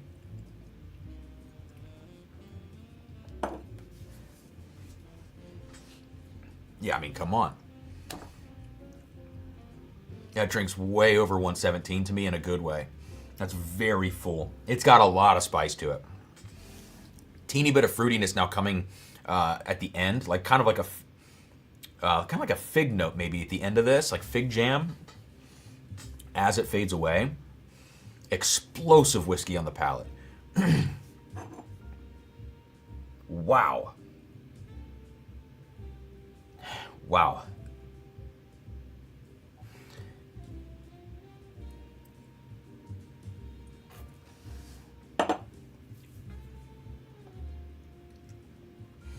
Second sip, almost like a little bit of grape on the front of the palate. So it took me a long time of sitting with this on the nose, of getting it on my palate, to move past those notes that are so prominent to me on this, and to find that kind of grapiness on the front end. And it's a whiskey that actually sip to sip is getting juicier. It's great. It's crazy. Like, all right. So Jonathan, who blends this, I think Jonathan does. I think he and his wife, I'm sure they work together. I think he's the main blender. I'm not sure. He sent me the paper today, and I don't know where I put it. I would love to sit down with him. You know what I'd love to do is like go somewhere with a videographer and just like sit down and ask him questions and just get it on video of how he blends this and what his approach is. Because I think like he and I, and Sarah too, because Sarah is all about the palate of a whiskey. It's so much about how it drinks over most other things about the whiskey. I think we would all be in agreement on like the way that he blends for that kind of drinking experience. Like every time I have one of his blends, whether or not I've liked the nose, I've always liked the palate, I feel like. And I think that it would be interesting to hear how he approaches that, how he's using the different barrels, what he's honing in on, and like when he adds something to a blend, does he now know what to expect when he adds something, or is it still kind of a mystery where something can go off into left field randomly?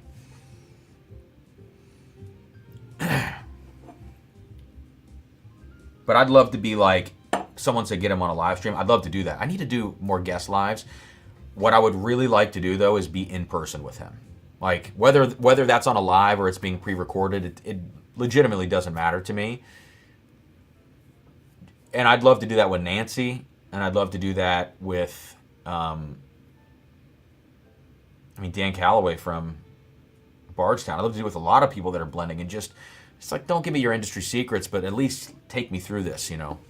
And more of a way than, like, when you hear somebody say on a live stream, like, oh yeah, I just try to balance the fruit and the spice.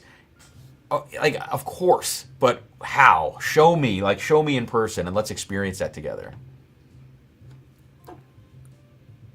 All right.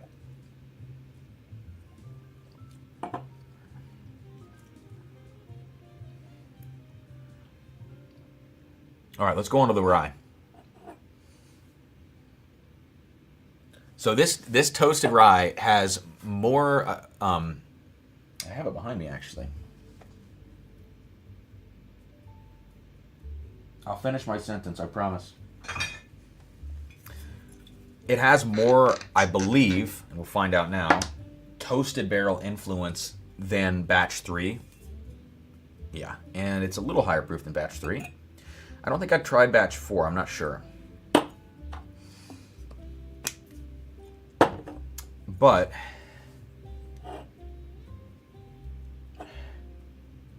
yeah.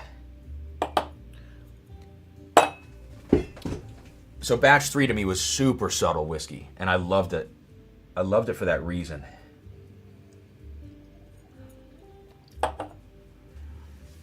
The rye really shines on batch 3. And as somebody who doesn't love toasted barrel stuff, I've really appreciated that, you know. However, I think I compared this at the time to Rack and Tour, and I was like, oh, the Rack and Tour I like a little bit better. But I think now that this new batch 5, has been dialed up, like the toasted influence is dialed up 20%, like 25%, a good amount as compared to this batch 3. And the proof is a little bit higher. It does a lot more on the nose. It's not quite as subtle of a whiskey. Even though I don't like that toasted barrel note as much, generally, in this, it's still not overbearing. And because it's a rye, it really stands up to that quite a bit. All right. I'm going to get this on the palate and then go back to the nose. Oh, dude. Yeah. See, again, not the biggest toasted person. If you're like me and you're averse to toasted barrel notes, you may not like this because it is dialed up more. that strikes a very, very good balance. I'm not just saying this because they sent me these samples. I promise you. Like, the bourbon nose, not quite for me. Bourbon palate, yes. This toasted rye, kind of all the way around. I like this a lot. Man. A lot. Okay. 117 proof. I'll do one more sip here in a sec. Excuse me.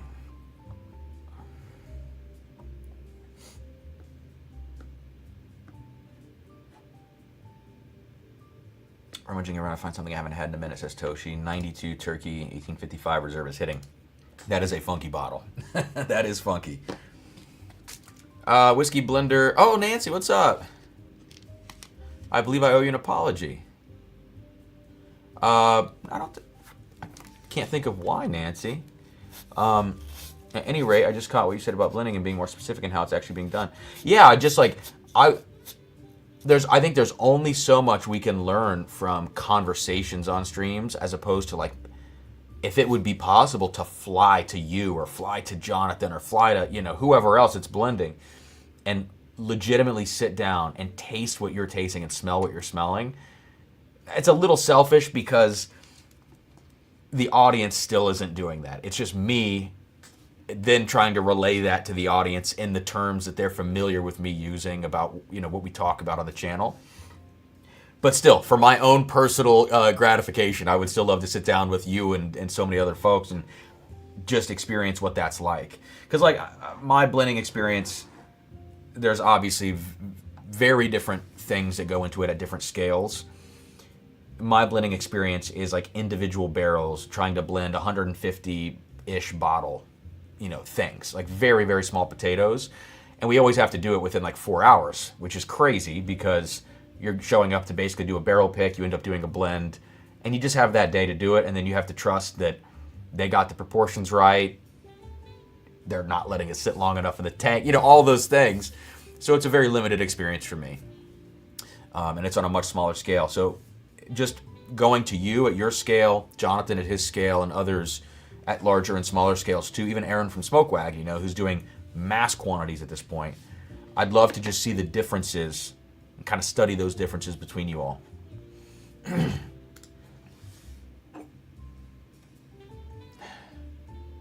But this toasted rye, man. I like that a lot. It almost has a little creamy, like, you do get a lot of that spicy, buttery, buttercreamy, toasted note up front. But then it gets, like, kind of syrupy and sweet after it. Like, it doesn't hang on that abrasive toasted note. It just flashes it up front, lets you know, hey, holy shit, we're here. And then it rides off into the sunset in a really nice way.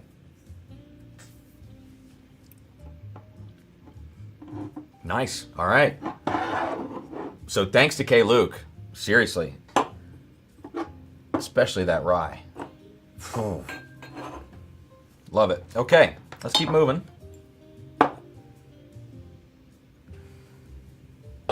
Was that the High West? No. Okay. I was like, what am I smelling? Let's get onto this Rathskeller. Let's get onto this.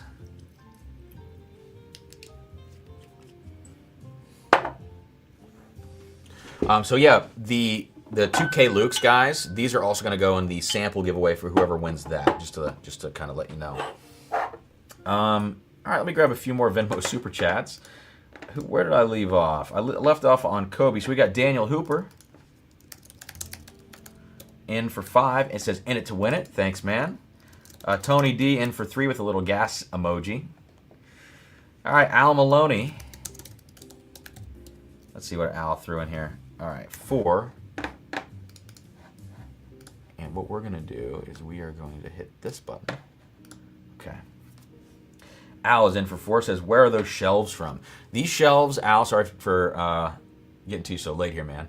These are from Amazon. I would be hard-pressed to, like, I could go back and probably search what they were, but there are so many variations of the same exact shelving units that I have behind me from whatever company's making them, or whatever like cheap manufacturing Alibaba kind of thing is going on with these. This is a let me see if I can move. This is the benefit of using this mic. This unit right here, these three, this is all combined into one. That's like a flat wall, and then this is a corner right here, and this is just a standalone single unit. So I want to say that this like three tier or like 3 section unit, I think was like probably $200, 180, something like that. And this, who knows? But you're probably looking at like $300 in shelves, or $350 maybe. I would say that's probably the range that I paid. And then this here for samples, I will say it's not a perfect solution, but this is a shoe rack. And it's honestly like the best sample solution I've found. It's 1, 2, 3, 4, 5, 6, 7, like 7 sections plus the top, which I put the light on. The only problem is that you can't, like, things can get buried in there and you can't see what they are. So because that's up against that other shelf here, it's hard to look in this way and see. But if you had that sitting where you could kind of access it from all sides, that would actually be pretty cool. Excuse me. Terry, I got you here, man. So yeah, definitely it was from Amazon though. And the quality, it's Amazon shelving. You kind of know what you're going to be getting from that. Bobby Holton is in for 2, says spoiler. Thank you, man. Terry, there we go. Terry Powers, dude, $30 super chat. Thank you. I got you in for 6. Cheers to that, dude. Although I can't take a sip of this yet. I gotta smell it a bunch first. This is the Rathskeller. All right, Zachary Powers is in for 2, says I'm in for 2. There we go. Let's get 3 more real quick. Rapid fire. Rapid fire. Actually, and we're gonna do a bonus sample tonight, guys. We're gonna do this sample from Oakley. All right, we're gonna taste a sample from Oakley this evening. Mike, I think I spelled your name right here. I think there's just dirt on my screen or something. It looks like I put a weird letter in there with like a little squiggly off of it. Mike is in for 4, says toward sweatbands for running. Thanks, dude. You know I need it. All right, we got Lito jumping in. Lito's paid, oh wow, freaking $50 super chat. Thank you, Lito. Cheers, dude. That's awesome. And then finally, Jeremy Slad himself in for 3, says hotel cleanup. Yeah, they trashed the hotel room the other night at the bottle share we had. All right. We're doing good. We're all, I mean, we're not current, but we're like 12 super chats away from being current on that Venmo. Dude, the Rathskeller smells amazing. All right, we have to do this comparison. This is very necessary.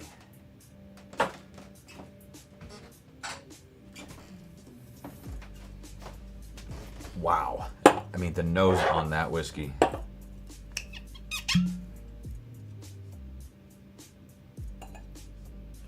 I don't have any more of the sample of the Elkwood 18-year pick that we have coming because we killed that in the hotel.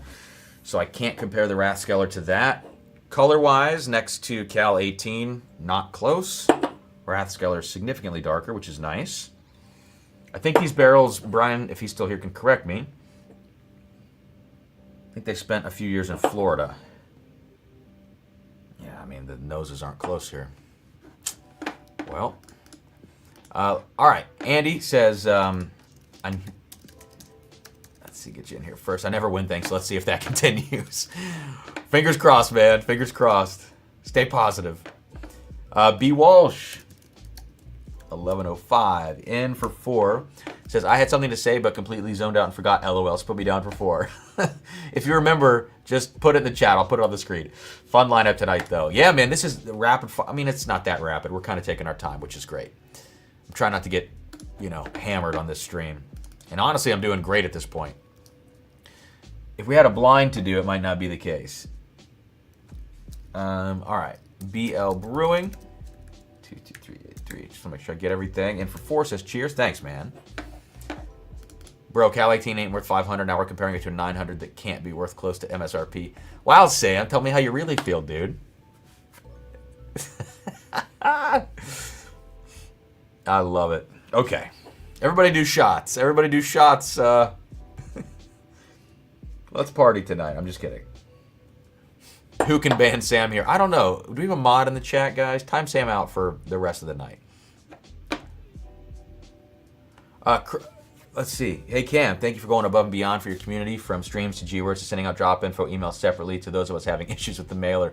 Oh, man, thanks for saying that. Thanks for saying that. Yeah, I try to do the best. Things obviously will always slip through the cracks.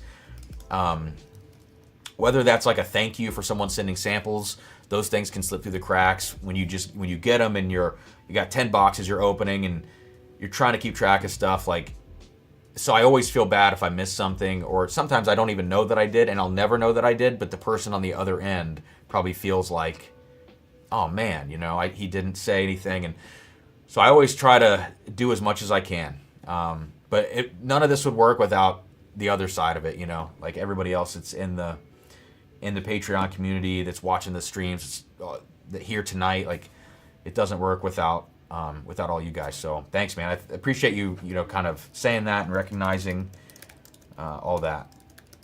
And I, on a personal note, right now really need that. So thank you.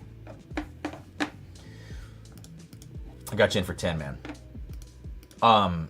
Jeremy Dirks, 9215, in for 1, says cheers. Thanks, man. Let me get you on the screen here. Spicy Sam. There we go. All right, Matt Claren, 3545. All right, we're about to get to this Rathskeller comparison, I promise. Is in for 2. Happy thick Thursday. Not enough C's, dude. Give me at least 3 C's. Come on. Okay, let's do it. Let's do this comparison. After we get Brett, Mr. Brett Teeds. Says for housekeeping. Thank you, Brett.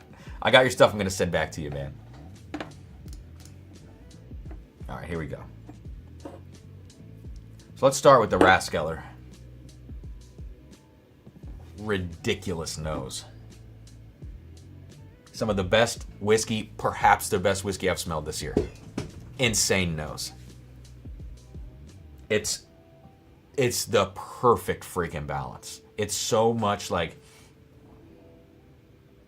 you think about, this is Barton, right? It's 18-year Barton, 74, 18, 8 mash, 117 proof. You hear that, you think, okay, probably gonna get a lot of like maybe cherry notes, maybe even medicinal cherry notes, / just lots of like berries and fruits and stuff like that. Probably gonna get a little bit of banana, although 18-year Barton is kind of uncharted territory until basically right now for a lot of us. We're experiencing it in full effect with the Calumet, with the Elkwood stuff coming out. River Roots has got some. Whoever else bought those 18-year barrels, Whiskey Blendery. So everyone's kind of getting dosed up right now and understanding what 18-year Barton tastes like. Previously, we've had like 12, 13, 14, 15, 16-year stuff. A lot of them, being lower proofs. Sam Houston, Calumet. So I think as we get used to it, we start to learn what to expect. But just if I'm spitballing as somebody who doesn't know what to expect, I'm going to think of cherry, possibly medicinal, lots of berries and stuff, maybe some banana. Yeah, and maybe like once I get it on the palate, I'm gonna think a lot of tannin and a lot of oak going on there. This is like, if I ever talk about like a berry reduction note on a whiskey, this is the quintessential version of that note. Like this is about as much berry reduction as you could ever have in a profile on the nose. It reminds me actually of Russell's 15. It doesn't quite have that same like antique oak note to it in the same way. I guess we could pull that down. Should we pull Russell's 15 down probably and compare this? In a second, yeah. And then as I sit with this more on the nose, I start to get like cream soda on here. Almost that root beer note. So this is doing everything for me. Like every single fruit note, oak note, cola note, everything that I want. It's like quintessentially all of those things. So this is the Rathskeller. This is not Cal 18. So let's smell now the Calumet 18. 1 proof point higher, same age, a different barrel storage situation though.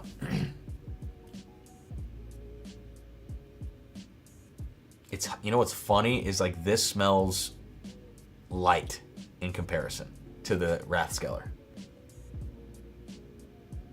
It's gosh, and I would never say this about it normally.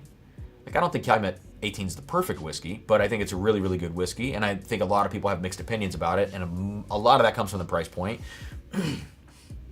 But when I go through 18-year barrels of this Barton stuff, the ones that I criticize the most, which are probably 75% of the barrels on the market right now, as far as the sample size I tasted, they're like somewhat flavorless. They don't really have any fruit. They just have like this very tannic oak profile with spice. A lot of times the finish falls off fast, and there's just nothing really there. It's like an 18-year whiskey. It's like you're in Photoshop and you have an image and you turn the opacity of the image down to 50%. So it's kind of transparent. You can kind of see through it. That's like the profile of a lot of the bad barrels of this 18-year stuff.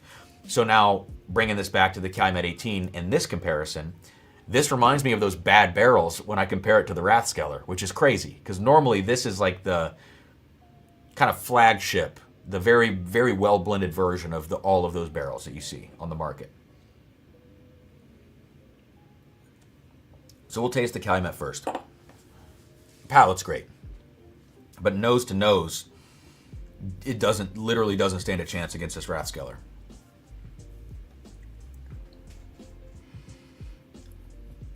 And yeah, this does have quite a bit of a drying, grippy, tannic finish.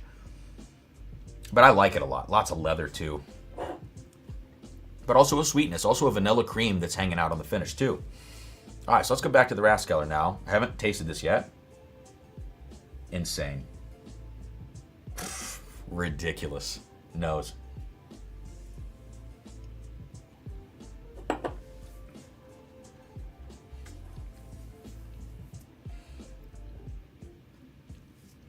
Yeah.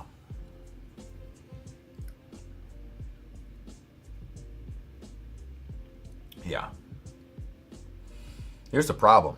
It's $900 or $800, whatever it is. $800. Is that still in stock?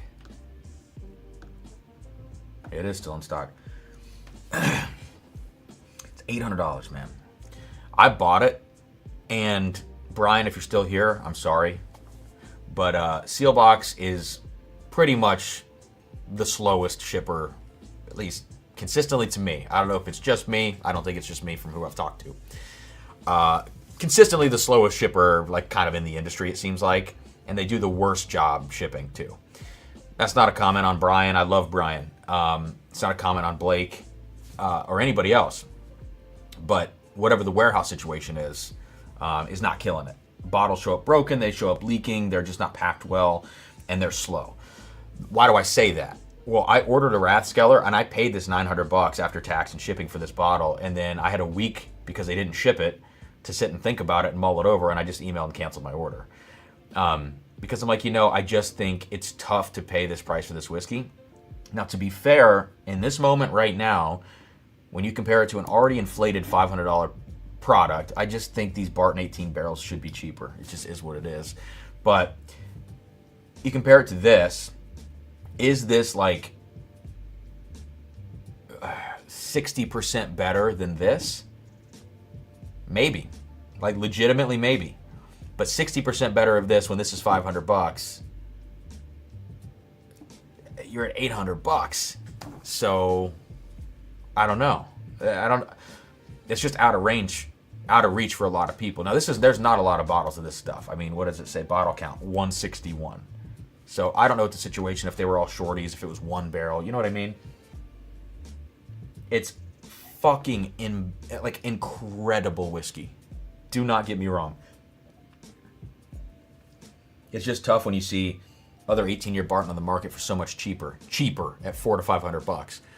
That said, this is better than everything else I've tried.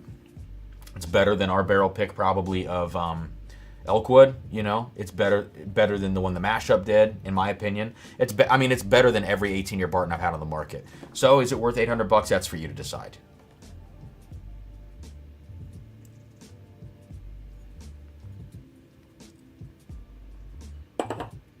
But it's not like, again, it's only 117 proof.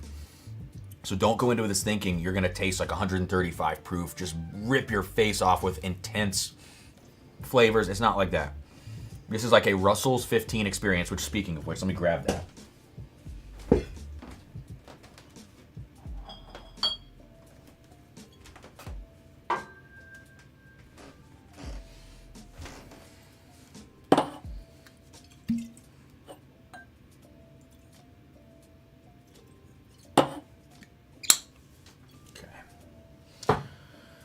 All right, so I'm going to put Russell's 15 kind of out front here. I'm going to pour a little bit more Rathskeller in here because I want to get the fill levels close. May as well just, yeah, there we go.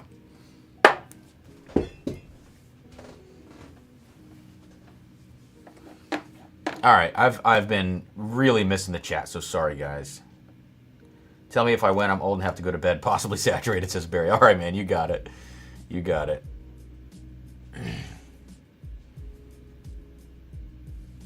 The oldest Barton I have at Joseph Magnus is now 19, almost 20, and the proofs are in the 140 to 160. Nancy, you know, what do I got to do? You tell me what I got to do, because that sounds amazing.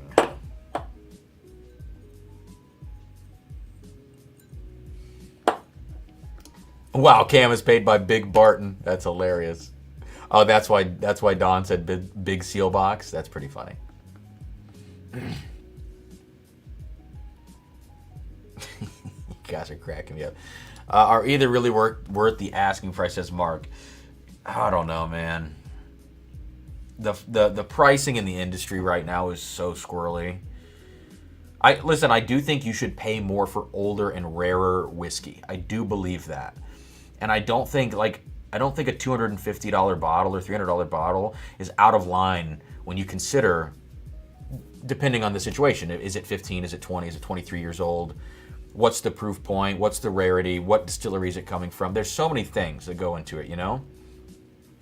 But like, when we are normalizing, and listen, I'm part of the problem because I wanted to pick one of those Elkwood barrels and one of the River Roots barrels of the 18.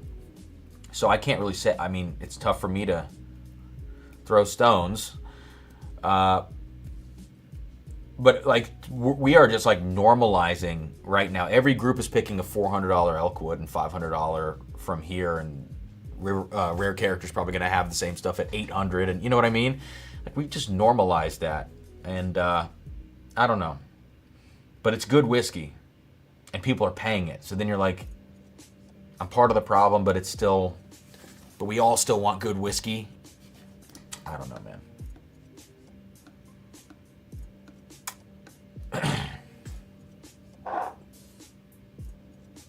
Okay, so I mean, Cal 18, while it's really good, doesn't belong in this conversation, which is crazy to say that.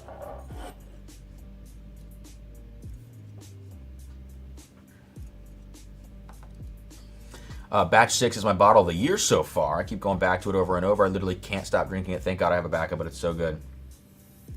Don't even have to pop my Russell's. So we're going to get into that probably, like, if not next. Not next. We're going to do the Starlight next. We'll do the Russells after that, I think, as I look at the table. The only other one, we've got this Willet Rye. I don't really need to taste it. I don't know. You guys can let me know at the end if you want to go through this Willet Rye. I don't know if it's a single barrel, so I don't know how relevant it is to everybody in the chat.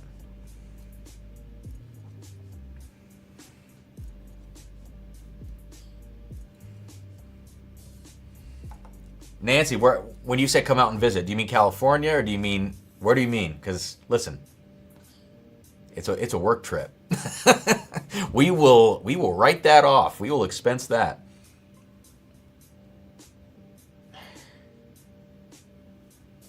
You watch your mouth with the Cal 18 talk, says Jeb. Oh, Nancy, yeah, this is doing bad things to me right now. Don't tell me this. I don't want to hear this. 20s 26-year, 21% MGP bourbon, proof around 146. I don't even want to hear this. Okay, here's an interesting comment. Sorry, we're going to get to this comparison, I promise. It feels like secondary is being used as a justification for these inflated prices. It's the chickens of, I'd rather give this to the distillery, but they underprice it, come home to roost. Interesting. I think I agree with that. Yeah. Hell yeah, come see me in California. Nancy, I will legitimately fly out there. Like, you know what would be fun? I would love to do a trip, because I need to hit back Onyx and Amber, which is in Denver. I always love taking trips where I get to fly to a few different places on a single run. Like, fly to Denver, do an Onyx and Amber pick, hang out for a day, fly to California, hang out, you know, maybe fly to Austin after that, go to Still, you know, stuff like that. Because one trip that I love to do now, I love to go down to Austin. Like, going to Still Austin, and this is not just because Nancy's here. I love to go down there and hang out with Christian. Just go to the Rick House. The distillery is great, but just going down to the Rick House and hanging out with Christian all day is so fun. It's just a blast. So, and then going to the comedy club and all that kind of stuff. Omakase in town. I've done that now on each trip. All right, so guys, here's what we're gonna do. We're gonna close the giveaway in 10 minutes because I know people are gonna go to bed and stuff if they haven't already. Although we have 200 in here, which is crazy. Thank you for being here. Just a reminder about the giveaway before we get to it. I know I haven't got all the super chats in. I'll power through them here in a second after this comparison. We'll do the giveaway, and then we'll get to the Russells probably after the giveaway. I'm sorry about that. It's gonna be a long stream. You know, we're having fun. I needed this stream. I'm not gonna get too personal, but I needed this stream, like, bad. It's been a very weird day for me. So, reminder of the giveaway now. 3 prizes.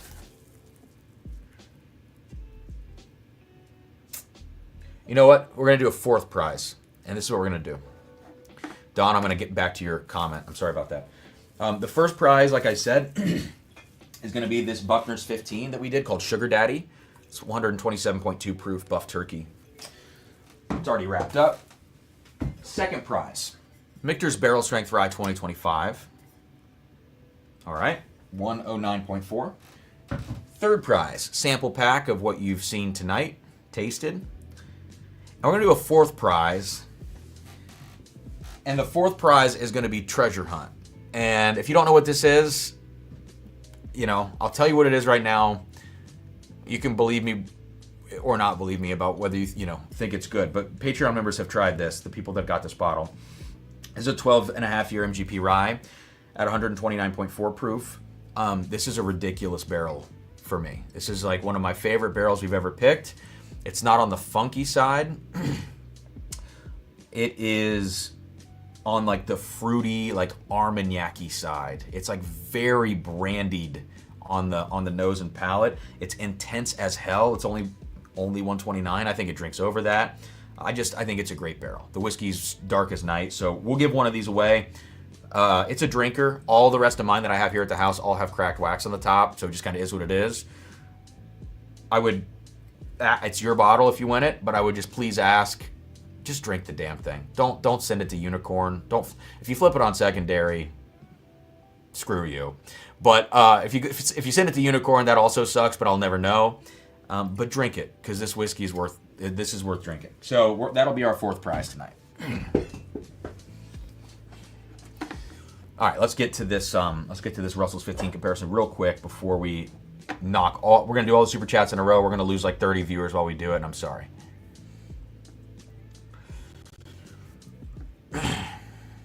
What's going on in chat? Let me see. All right, I missed this from Don.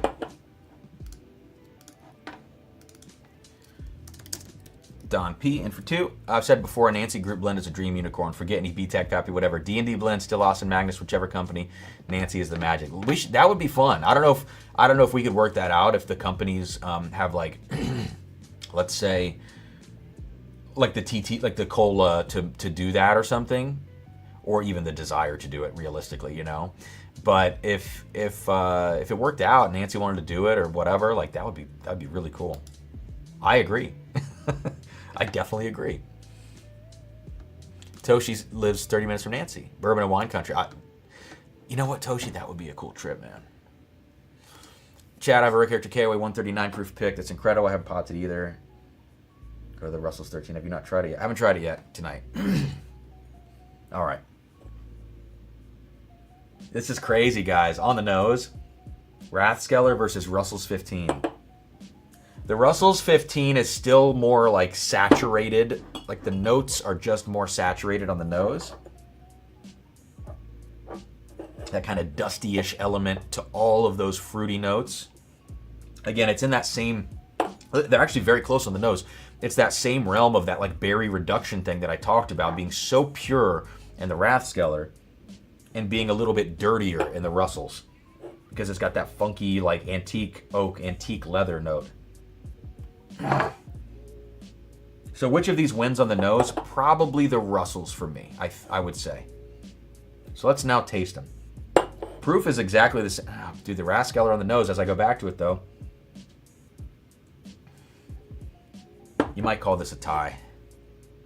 Because the Russells is it's kind of flatter on the nose, like more relaxed. Yeah, 117.2 versus 117. So let's taste the Russells first.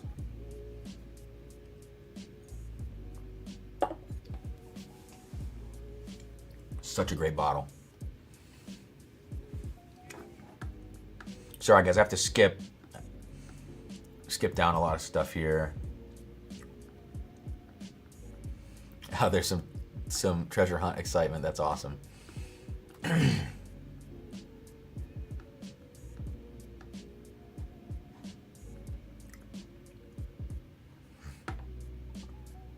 Cheers, Nancy.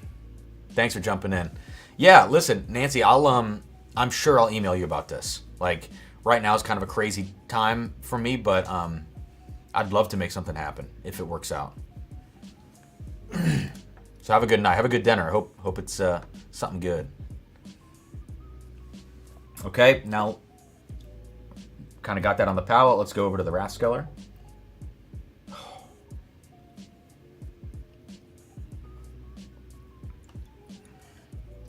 The drinking experience is not close. To me. I mean, it's just that the Rathskeller is such a bigger whiskey on the palate, and the Russells feels... it feels like a whiskey that was watered down to 117 proof. You know what I mean? Like, it feels like a lot of water was added, and it's, in comparison to the Rathskeller, it's a little too relaxed for me, actually. I'll go back to it and give it a second chance. But the nose, as far as the notes go, and it's got that funky oak, that is absolutely like the Russell's is going to win for you if you like that. Yeah, but the palate's just, that drinks more like a dusty. The Russell's, where it's more chill, the Rathskeller is going to do things to your mouth. Is it $300, $400 more than this on secondary right now for this one's SRP? I don't know, man. If you got deep pockets, buy the Rathskeller. Don't think twice about it. If you spend crazy amounts of money on whiskey and it doesn't bother you, buy the Rathskeller. Like, go on right now and buy it. If your budget is like $400 a month and you're like, shit, this is going to blow me out for the next 2+ months of my budget, don't buy the Rathskeller. There's no reason to do that.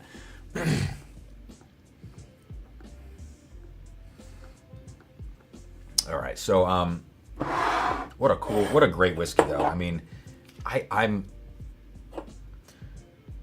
would love to buy the Rathskeller and put it in Whiskey of the Year stuff, but it's also only like 160 bottles, and it's just a lot of money.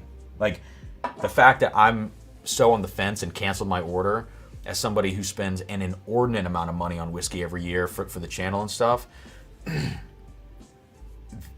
that to me is a sign of like it's too expensive, you know, because I do stupid purchasing for all this stuff with the channel. Okay, I can't talk right now.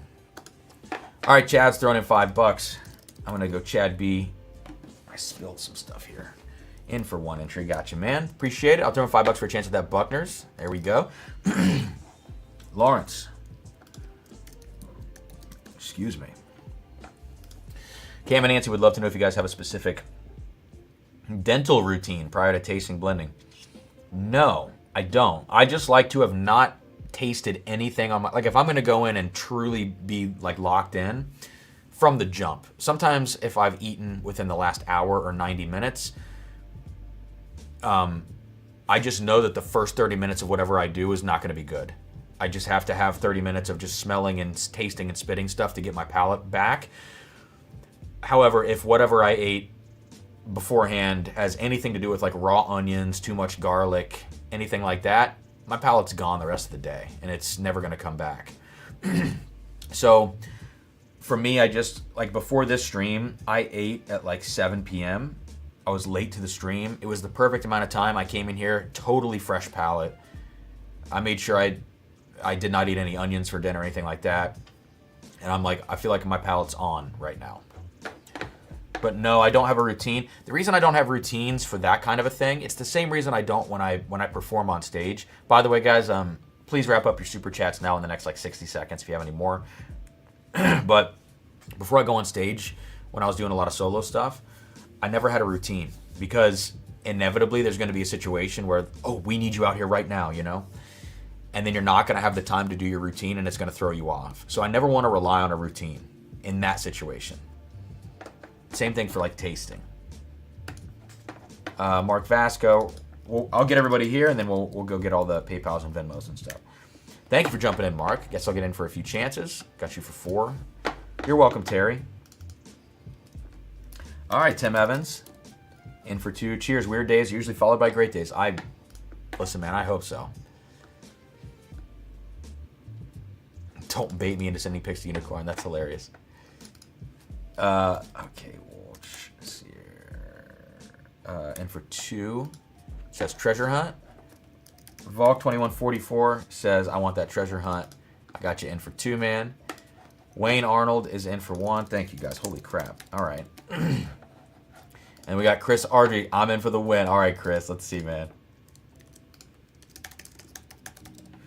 In for 5. Thanks, bro. And we got Brandon Smith. We're going to power through these. And while I power through these, what did I say was going to be up next? I think we're going to do the Starlight next. So I'll get that poured out. And here's what we're going to do for the Starlight when we get there. I'm going to compare the Starlight, the brand new 10-year, which I think was aged in some like fancy cooperage. I need to look at the details again. I'm going to compare it next to this pick from Ryan Alves. This is the Who Rhino 117.9. It's only 4.5 years old, right? It was a super short barrel at Starlight. It's funny because the colors are like pretty close. Let me look. Let me see here. 10's a little darker, but that's a 5.5 year difference. All right, Brandon Smith, I got you in. Thank you. Drums and Jams, we got pretty lit in Kentucky last year. Only profit for us to do that again in the Bay. Dude, that was a fun trip. I loved that trip. I still think about barrel B63, dude. If I ever see a B63 pop up, I'm going to spend an irresponsible amount of money to get that bottle. Also come to Denver, I got you with some amazing sushi. All right, Colin. I got to make it happen, man. It might not be as soon as I thought, but we'll see. I just need some time at home. Let's see. Rod Rabinski. In for 1. Make sure I got that right. Says cheers. Thank you. Oh my God, guys. So many super chats. I'm going to do my best here. I'm so sorry. You guys are amazing. Lil Schrock. In for 1. Says I'm in. I'm kind of scanning the chat as we go through this. Let me smell these. This comparison might be the shock of the night for me. Based on Chad, look up. It's with an H. Rathskeller. Look that up on Google. There was a Rathskeller rye way back in the day, old bottling, and then Sealbox brought it back with Rathskeller Revival. Toshi, I knew you'd buy it, bro. I knew you'd buy it. Jack Steele, thank you for the super chat, man.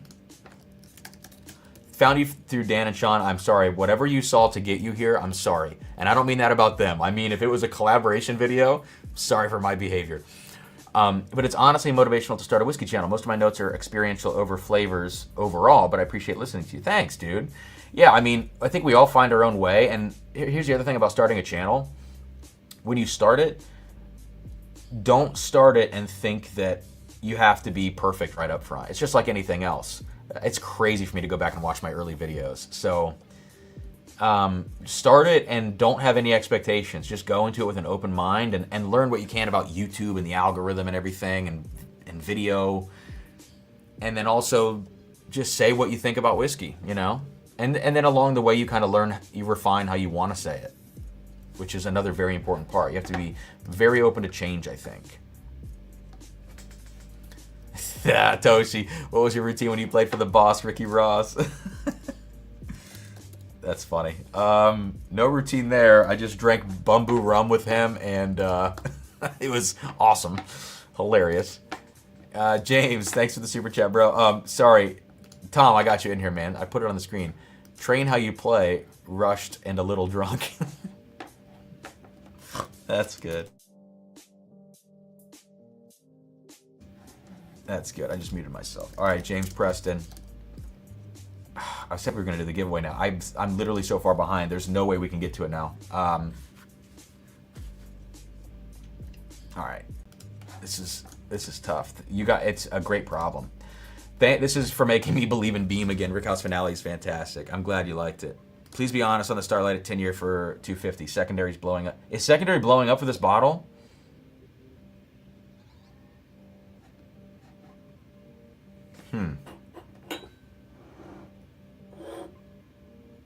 All right.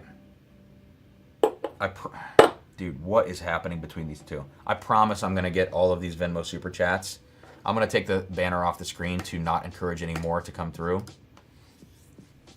But I can't get to the giveaway just yet. I've got to at least taste something because I'm boring everybody to death. Starlight 10 year, 120.3 proof, comparing it to 117.9, 4.5 year. The 10 year came in this box. I love a box if I'm going to spend that much money. Do they say, so this was aged in Seguin Moreau casks, which is the same cooperage that the Remus Experimental was aged in. This is a $250 bottle, all right, coming from a craft distillery that, frankly, like, I'm not talking bad about Starlight. I think I've had a lot of really great Starlight products I like. They're kind of divisive products in many ways, but their barrel picks have saturated the market for many years, and they don't sell very well because of that. They're so overly saturated because everything generally is finished. Most things that we see out there. Some of it's very good, but for them to like be doing like $80 for everything basically, and then come out with this $250 at 10 years, it's like, listen, I get it. I don't know the leakage of these barrels. I don't know the cost of the barrels, whatever. It better be worth it. That's my impression going into a bottle of this price point from a distillery like a Starlight, you know? Oh, Matt, come on.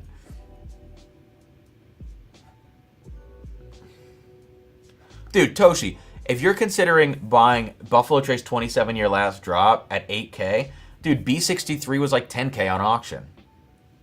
I mean, in that auction, the last one was years ago. But I think you could get a B63 for like $10K. I mean, maybe not. Maybe it's $15 nowadays. But if you're thinking of doing 8 for that, bro, I would do the 10 for B63. Honestly, that's coming from somebody that has no business talking about these numbers. I'm going to get the Venmos. I promise. I promise. I promise. Okay. On the nose, the Starlights are so close, it's actually kind of crazy to me.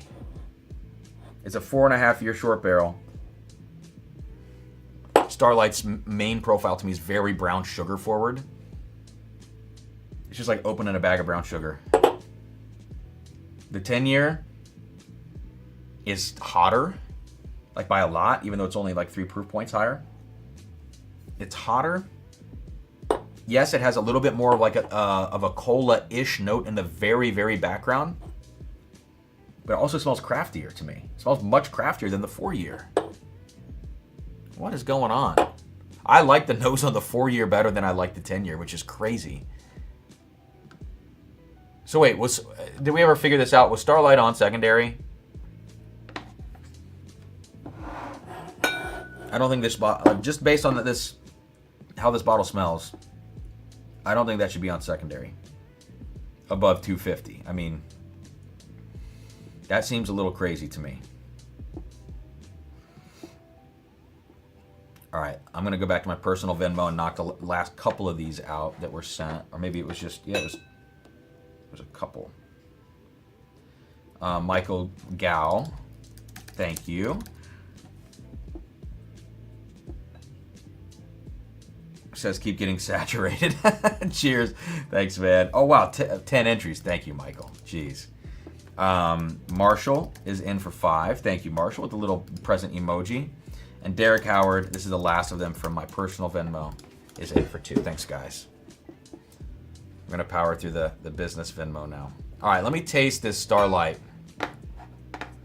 The junkies make me think anyone could give the notes. Oh, God, I can't put that on the screen. Sorry. I didn't read that first. I didn't mean to put that on the screen, Mom, if you're watching. Got some ghost note in the glass. Oh, awesome. All right. We got to get this freaking Russell's. Okay. 4.5-year Starlight pick. A little vegetal note to this. Like crafty vegetal, almost Irish whiskey vegetal note. But with the brown sugar base. Interesting. Not my fave. But it's 4.5-year whiskey, you know? Kind of some Mexican chocolate in here too, like cinnamon chocolate. One more little sip of that. And it's kind of thin on the palate. I mean, all things considered, 4.5 years old from a craft distillery. That's a very, very good bottle, and it was like $45. I think Ryan, for the stats of this pick, basically that's the best Starlight bourbon unfinished that I've ever had, you know. Easily, I would say. So let's go to the 10-year now, bumping up again like 3.5 proof points. I would have drove to Starlight for the Reese, but 10 years for 250 is insane. We'll see if it was a mistake. I don't know. Do we think it's 3 times as good as 09? I don't know, man. GTS 09 is just the GOAT. Opus 2 is very fruity, dark, sweet. It's time to compare to the first. Let me know what you think about the comparison. Okay, I'm going over to the 10-year. There is more depth on the nose, but I just think I like a lot of the notes on this pick almost as well. Let's taste this now. It's just, how is this one more crafty? How is the 10-year more crafty?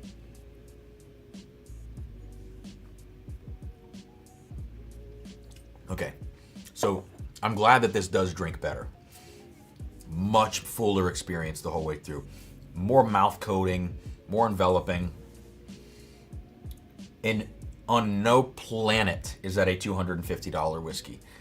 And I love the hype, you know, the sexy bottle, the box, like I love all of it. I love hyping up the different cooperage and your product finally getting to 10 years old. It's like, it's a really cool thing for Starlight, don't get me wrong.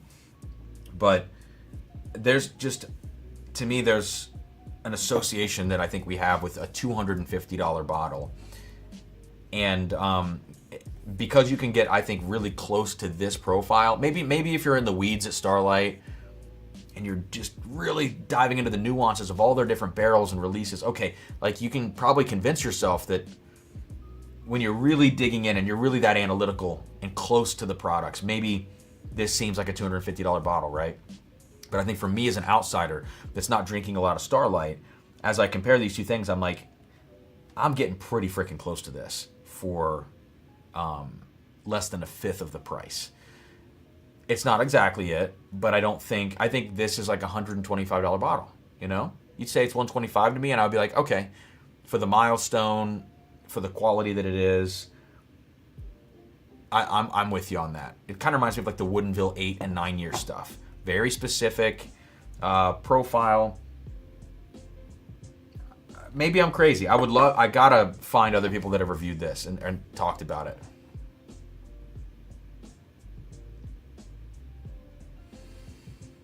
Sam, dude, someone mute. Do we have a mod in here? Someone mute Sam. Someone mute him.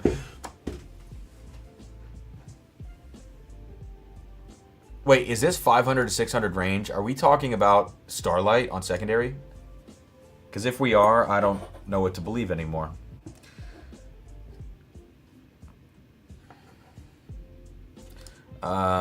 Again, Moreau barrels seem to be really tricky to me. Try to pursuit pick that was finished in Moreau barrels. It was terrible. Yeah, I think they do add a lot of that cola richness to them, but I think they do it in kind of a different way than maybe like a Kelvin barrel does, you know? All right. No one sent to my personal PayPal, which is great. Thank you, guys. Went to the business one. Okay, we've got a couple of folks that jumped in here, so thank you. Okay, we've got Morgan O'Neill in for 5 entries. Thank you. Says in for a few. Ben Taylor also in for 5 entries. Thanks, Ben. Says treasure hunting. There we go. And Sushant Sharma is in for 1. Thank you, guys. So we're cleared out there. Now we can just get into the old Venmo, the regular business Venmo. Call me crazy. I think we should have an expectation at 250. I think so too. Yeah. What did I say? Maybe. Oh man, it's 500 to 600 on secondary. Is you're just paying for rarity. I don't know, man.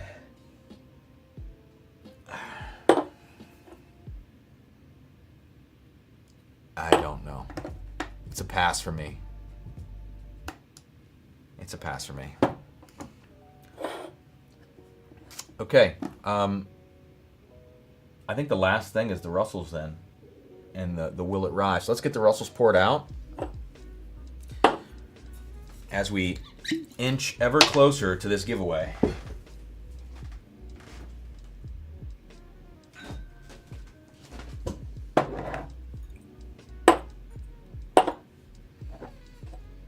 Russell's Batch 6, 123.8 proof.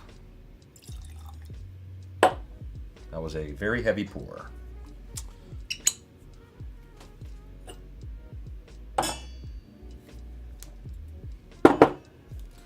Okie dokie. So, how many of you are seeing this now in your market? This Russell's 13. I don't think it's hit Ohio yet. Price is now, is it $200 now for this, or is it $150 for the Russell's 13? Guys, I also paid secondary for this bottle, just to let you know. So I paid in the early days. So I want to say I paid like $600 or something. I think for that. I saw it last weekend at 200 and pass. I think 200 is I think that is SRP. All right, let's go back here. Hotel room cleanup. Okay, so now we're gonna knock these Venmos out. Austin McCoy paid you. It says $10. Says padding my meager student budget selection. Hey man, nothing wrong with that. Matt Thomas, thank you, Austin. Matt Thomas is in for 4. Says in for 4. Looking forward to trying the beams from last week when I get back in town. Hope you like him, man. I really do. Matt Cochran, also in for 4. Glad the live hangs are back. We're going to try to do it. I really want to do like every other week on lives. Every week is too much drinking, but every other would be great. All right, Mr. Campbell, in for 10. Says, cheers. Great to be able to hang out in a live stream again. An awful softball season took up my Thursdays recently. An awful softball season. Why was it awful? Jesse is in for 2. Live stream hype. Thank you, Jesse. Chris Ardrey is in for 15 here. Says, let's go. Thanks, bro. And Dan H is in for 20 entries, $100 super chat. Cheers, Dan. All right. Now, I've got just a couple left. So, let's get into Russell's Batch 6. 123.8 proof. Lots of stores listing it for 150. Okay, so is 150 the SRP? I gotta look this up now.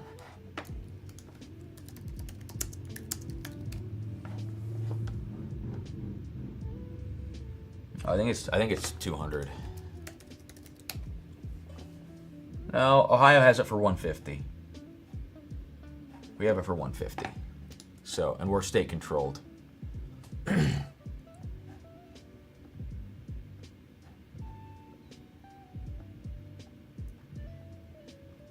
Cam, we can split a C2D for 30K. That's going to be a pass for me, dude. Yeah, Mark, you're right. I mean, there is a lot of really great whiskey surrounding it right now. But I still think, just like considering the craft profile too, 250 is a wild leap. 125, and I'm like, okay, I can see this. Even you want to push it to 150, I'm not going to, you put it in the box, you do all the things, the fancy presentation, I get it. But 250 is a lot.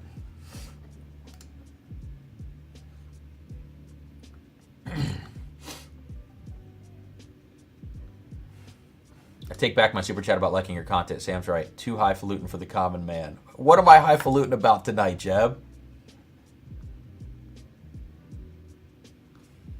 Just reading the chat here. Hotter than I expected. So pissed the turkey didn't send me the email. Open to offset what I already paid. Ohio actually still shows 150. Yeah, Mark, I'm wondering if it's going to change possibly to 200 when it actually gets here. Okay, on the nose. You guys know that this batch seemingly doesn't have all the older stuff in it. The first 3 batches had a bunch of 19 and 20 year blended in there. This is much more of a like top heavy profile. It's all spice, no depth to me. It's a lot of like pepper spice. Any Scotch nerds in here, like Talisker. It's like a Talisker pepperiness. But yeah, if I had to relate this to 2 other turkey products, I would relate it to Camp Nelson B, which I actually have Camp Nelson B. That would be cool to pour next to this. It's got that spiciness of Camp Nelson B Rickhouse, which I hated that Rickhouse. What do they call them? Single Rick. I hated that single Rick, Camp Nelson B. I thought it was just totally not my jam. And then it also has a profile that reminds me of the first release, which is up here, of the Rare Breed Non-Chill Filtered, the duty-free release. I like that bottle because that bottle's affordable, and it's a really good quality product. At $200 for this, $250 for that Camp Nelson, when you get into this profile, which is this brighter, again, top-heavy, spice-driven turkey profile that really has almost no fruit underlying it. Yes, there's some oak here, but like it's just not, it's not at all what you expect from a limited edition turkey. And like you shouldn't just like we have an expectation for these products. I don't think I'm alone in my expectation for expecting lots of oak, lots of dark fruit, funkiness from a turkey product that's at this price point. That's not out of line. I think that's the expectation they've set for themselves from their first releases of this, from Russell's 15, from all sorts of shit that they've put out. But new experiences are good, but this is abrupt. This is an abrupt new experience at a price point that doesn't make sense for a product that's now actually declining in age, because we know a lot of the blend components of the first batches declining in age, raising in price, quality for me and profile for me going down on the nose. All right, let's go to the palate.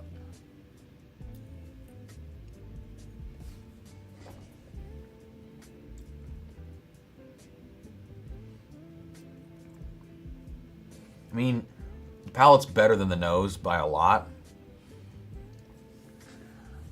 There's a little kind of like wisp of blueberry in here to accompany a lot of that spice.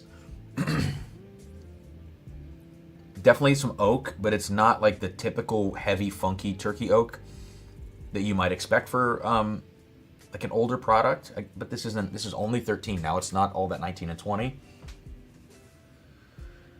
I don't know about this, man. This is just not really my thing.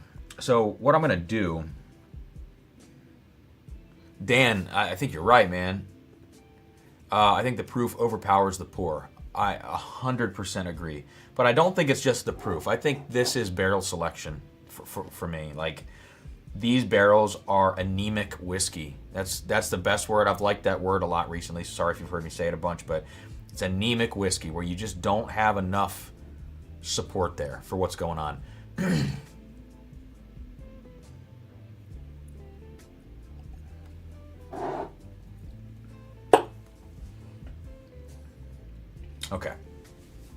So let's do this.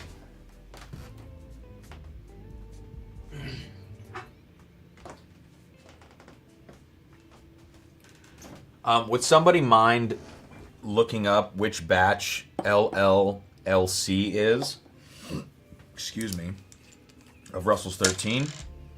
LLLC.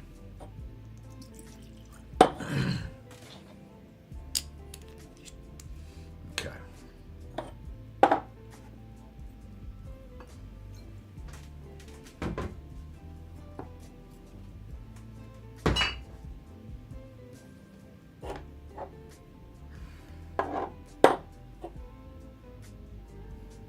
All right. And I've got one more I'm going to grab.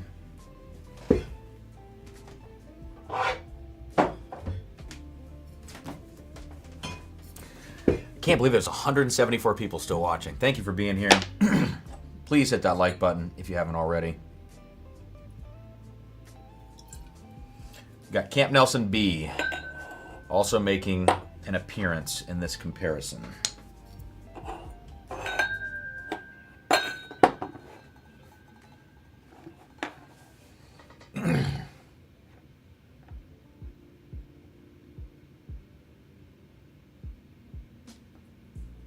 You guys are saying C and F, Camp Nelson F is a different story. I agree. I absolutely agree. Batch 4. Okay, thank you. Now, from what I've heard, batch 4 and 5 were the exact same blend, just bottled at different times, which could have an effect, you know, if they were bottled a few months apart or something. I'm sure different, you know, time in the tank can probably do something. Don says, Turkey used all the older barrels for 15, so now the 13 doesn't have the ass to it. That's pretty funny.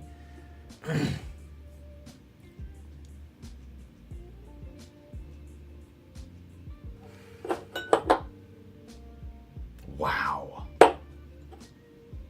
What a comparison between these. What a comparison. This is going to be fun. Let me grab, I think the last of the super chats now I can grab. Now he's back, says Sam. All right, let's jump back in here. The last one I got was Dan H. So we got Andrew Parrott jumping in with 4 entries. Says cheers, thank you, man. Marshall with a few more super chats. Appreciate it, Marshall. And for 4 says cheers, Cam. Happy belated birthday. Have you lined up the next Crittenden's pick yet? No, not yet. But Matt Crittenden did reply, and he's down for us to go back. I would love to do November, but I think we're going to be moving into our new house in November. So I have to figure this out. I have a lot of time in October. I would love to spend time with Sarah, you know, and be at home. But if I have 3 weeks or 4 weeks off of work, the orchestra has a huge break in October very randomly. So if I have that time, I'm like, you know, maybe I can knock a few trips out. And then that usually would, like for me, that would mean that November when we move, I can be present those 3 weeks. No, you know, no worrying about other stuff. And then December, actually spend time with family and then get back to traveling maybe in January or something like that. Kyle Farr in for 4 says, cheers, brother. Thank you, Kyle. Cody Boatwright in for 2. Thank you, Cody. I'm belching tonight. I'm so sorry. It's disgusting. Lawrence in for 5. Oh, Lawrence. I'm not going to read that. But DoorDash, yes. Jason Zell is in for a massive super chat here. 25 entries. $125 super chat. Thank you, Jason. I'm going to take a sip of this Russell's just for you, dude. Thank you.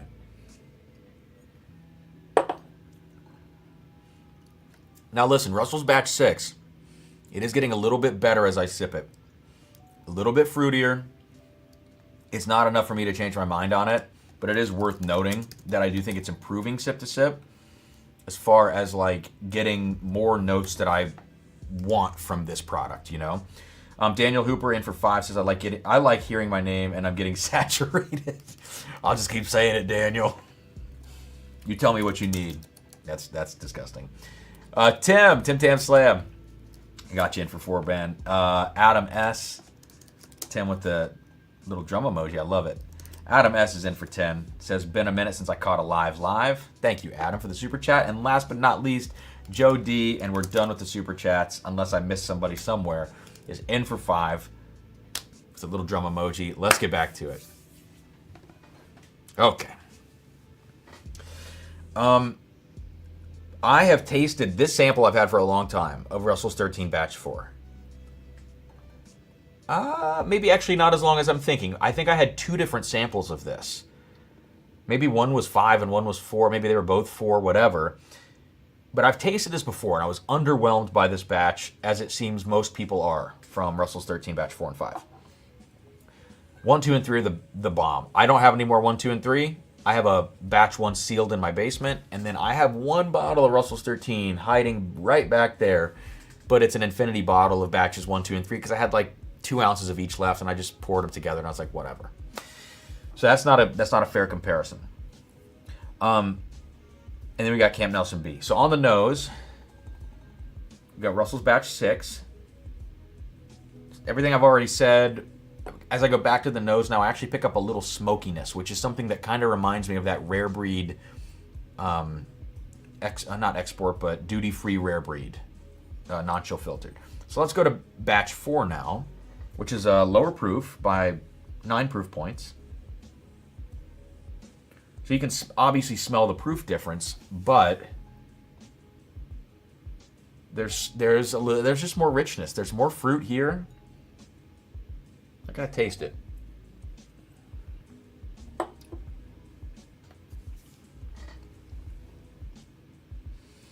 Like, sure, you don't get as much spice, you don't get as long of a finish with this, but I much prefer that profile. It's a profile thing for me. I mean, Batch 6, so it's like abrupt. I go back to the nose on this, and you're shocked at how just abrasive and spicy it is.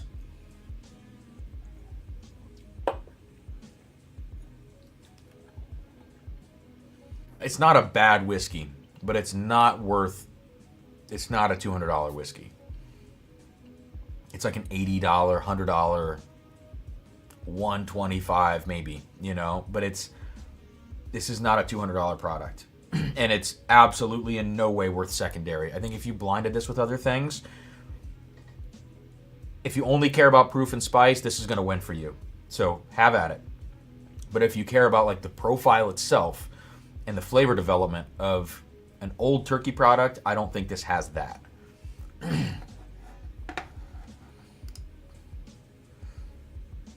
Okay, so let's go to Camp Nelson B now, which actually I think this has a high proof too. Yeah, 120.2 compared to 123.8. So still at a proof disadvantage here, but I feel like this profile is going to line up. Yeah, it does. 100%. This has a little more of like a yellow note to it. I'm trying to think of what it is. I know that's a weird thing to say, but it just reminds me of the color yellow. Kind of reminds me of juicy fruit gum in a weird way, with a lot of the same spice notes as Batch 6.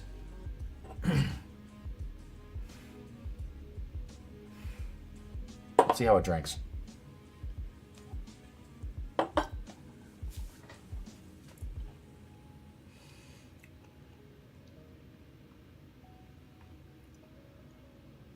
Yeah, so Batch 6 beats that for me. It's not hard to do, because I strongly dislike this Camp Nelson B. I think it beats that. It's much more brash even than Camp Nelson B. Wow. So much pepper. But I would take Batch 4 over both of these. That might be a hot take, but I don't know. Yeah, right after I hype it up. Listen, I might be in the minority on the Camp Nelson B thing. I just don't think that's. It has the exact same problems for me that this Batch 6 has, but it's even more expensive. Yeah, it has the same problems in like just a little different way.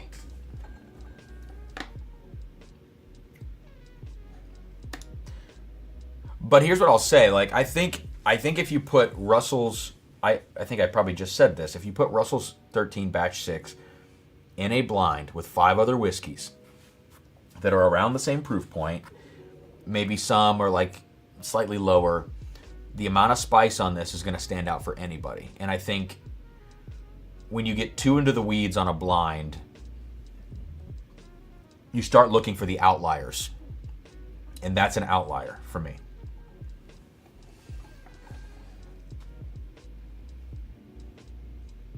It's just, and you know, like turkey, I'm now separating into, I'm way oversimplifying this, and David Jennings would fucking murder me for saying this. But I separate it now into like 2 categories. One is like this Camp Nelson B, rare breed, now Russell's Batch 6 profile. That's on one side. And the other side is just like turkey funk and fruit and oak. And there are so many gradations between that, don't get me wrong. But these are the 2 like main categories of tasting profiles that I've gotten over the last, I mean, how long have I been drinking turkey now? In a critical sense, 5 years I've been drinking turkey. I've had every LE that's been released from turkey in that time. I've had a lot of past LEs as well. And those are the 2 categories that I see. I'm not tasting a bunch of Russell's picks, and I'm not breaking down Rickhouses. I don't have that information. But just from what I get from them on their core releases, I see those 2 profiles. I see gradations between, and I despise this profile. When it comes to the expectations turkey has kind of set for, you know, oak and fruit and saturation and richness, when you have those expectations and then you get this, like, that drives me crazy. Yeah, and I have a turkey Master's Keep Beacon on the way. I paid way too much on secondary for that too. I have one of those on the way, and I'll be interested to see how that does, because it does have old whiskey in the blend, like Sam says.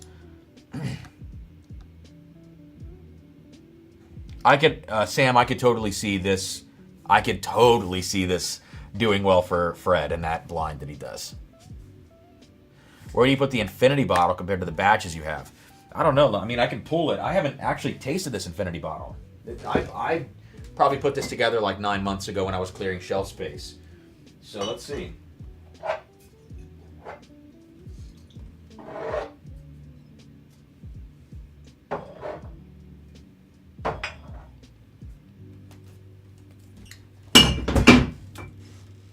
That was a Calumet 18.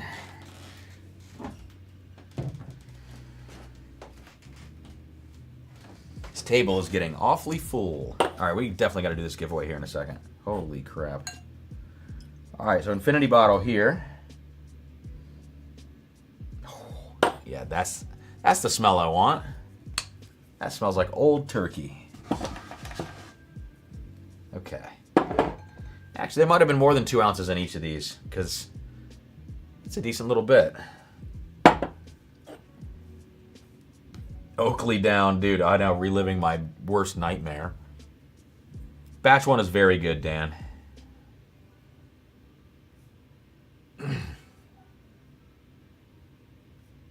Driving Rarebird further and further toward the mashup. Dude, I've still never met David Jennings. We got to get together sometime.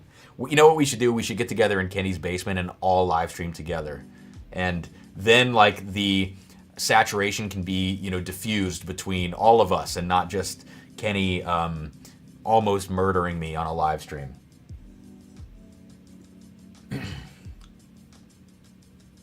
Dude, the nose on this Infinity blend, I would not have expected this to work. It is working on the nose.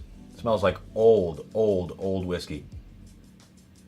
I mean, you know what it reminds me of?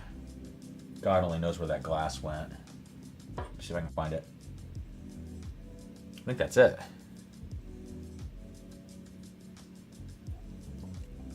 Yeah, it's Russell's 15.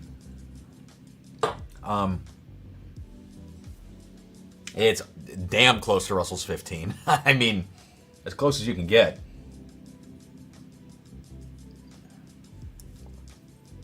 Not on the palate, though, but on the nose. Palate doesn't really work. The nose did. The deletion adds to the lore. Yes, it does. Yes, it does. Okay, I think we are good to go. I should just double check the PayPal stuff, and then let's do this giveaway, guys. I want to get through it, and then if anybody wants to get deeper into this, we can, or we can wrap the stream up, you know? Okay, let me flip over to the correct PayPal just to check. Okay, we're good there.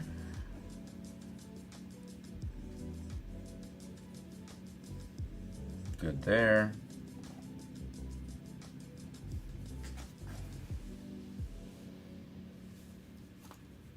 And I think we got Derek.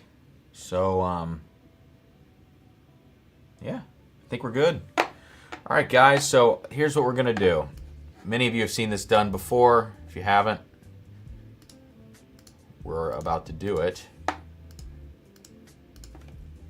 Go to random.org. I'm going to share my screen. We're going to run this giveaway. So I've got everybody's entries now. Copy them. All the way up from Tim Lewis. All the way, oh my God, how many entries are there? Okay, there's 377 entries. Thank you, guys. All the way down to Joe D, who had 5 entries, it appears. Yep, okay. And I'll share my screen and show you what I see. Share screen, share screen. So here you go. This is what I see on my end. On the left would be your name and the number of entries. And that auto-populates over here thanks to some spreadsheet magic by Amy Bohm. So like Jason here had 2 entries, and then his name is here twice. Barry had 4 entries for a $20 super chat, which is 20 divided by $5 per, gives you 4 entries. Barry's name is over here 4 times. So I just copied, as you can see the little dotted lines, I just copied from Tim all the way down to Joe D. I plugged that in now to random.org. We're going to spin it 7 times, and the top 4 winners are going to get it. No duplicate winners. We have to roll down to the next person. If you win,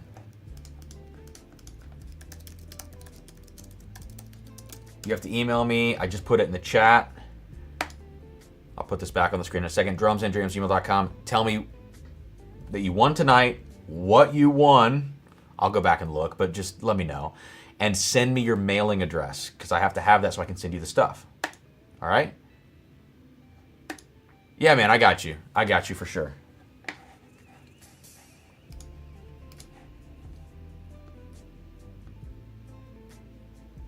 Right there. Right there. I got you.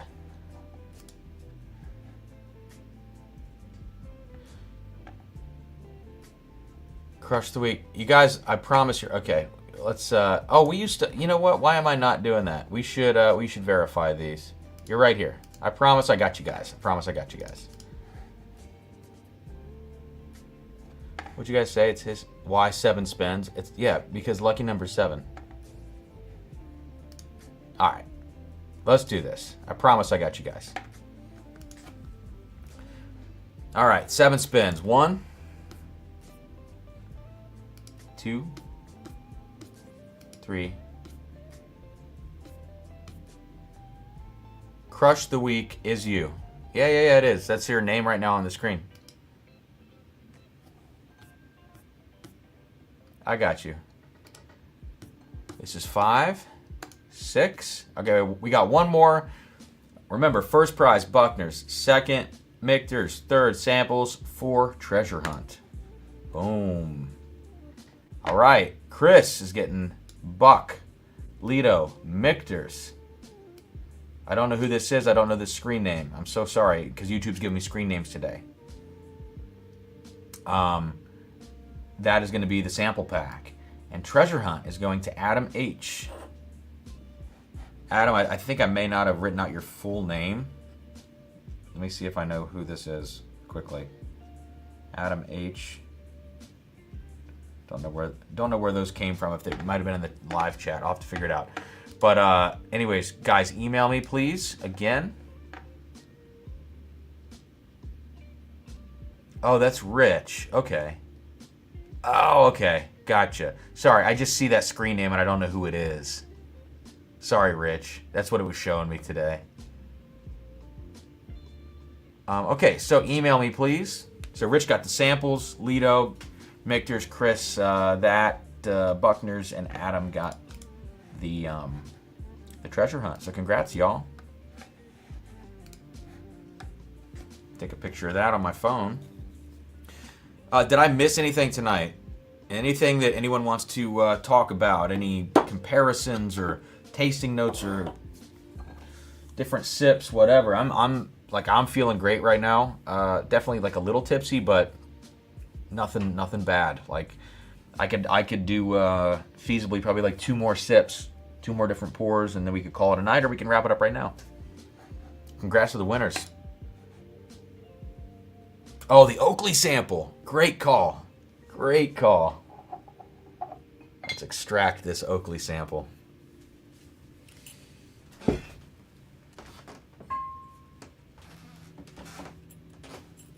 Good call. The Michter's was the 2025 barrel strength rye. All right, so we got this kind of crazy looking sample bottle from Oakley. So here's what this is. I've asked now twice, Oakley, for clarification, and I can't get any answers on this product. So your guess is as good as mine on a lot of this stuff. This is barrel 07003. It is 134 proof, which is great. This is Heaven Hill. They're not going to tell you that. This is 99%, I would say, Heaven Hill. You can check the label filings and all sorts of stuff. If it's not Heaven Hill, I'm sorry. I left 1% open. Barrel date, 4/07, which makes me think April of 2007. Bottle date, 7/22, 7-22. That makes me think that this has been in a bottle for 3 years. Just over 3 years. So I don't know what's going on with this. That doesn't make any sense. I asked for clarification. I asked the price. I asked the availability, and I've gotten no answers. I asked them twice on this. So we're just going to rip it, and we can just speculate about it a little bit, I guess. So for the record, Oakley, you can see the lineup back here on this shelf, put out 3 single barrels of 20-year Heaven Hill. 129, 134, 136 proof. Drums and Drams Patreon was responsible for buying at least 85 of those bottles, which is about a third of all of the bottles that Oakley's ever sold at this point. Maybe even more than a third, actually. So I bought a bunch of those. A bunch of us got like a lot of. It was amazing whiskey. It was great, but it was just single barrel selection. Like they had 3 banger single barrels that they put out of that stuff, and we're kind of waiting to see what they do next. They have this 15-year on the way. They have like this blend on the way that the label looked pretty crazy. Definitely not like a traditional whiskey label, and I won't say more about that for right now because I want to taste the product first before I judge it based on the label. But the label is definitely not my cup of tea. It looked like a romance novel kind of label. But Oakley, we've had some conversations on the phone. I don't know what else to say about it, but they've taken care of some of our group members in really cool ways, which was awesome. But they sent this sample and they said, let us know what you think, and so that's what we're going to do.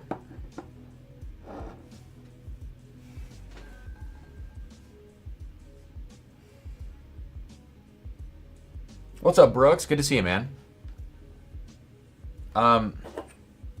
Did you compare Russells? I did, yeah. All right, so this Oakley on the nose. Same exact problem I talked about with that Russell's 13 Batch 6. There's zero, and I mean zero depth to this whiskey. It's all spice. So this, to me, in almost zero ways, does this resemble any of the 20-year barrels that they put out. The 20 years were masterpieces. This is like a spicy, peppery menthol bomb with barely any oak behind it. There's just nothing here. It's weird. So 134 proof. It smells every bit of that.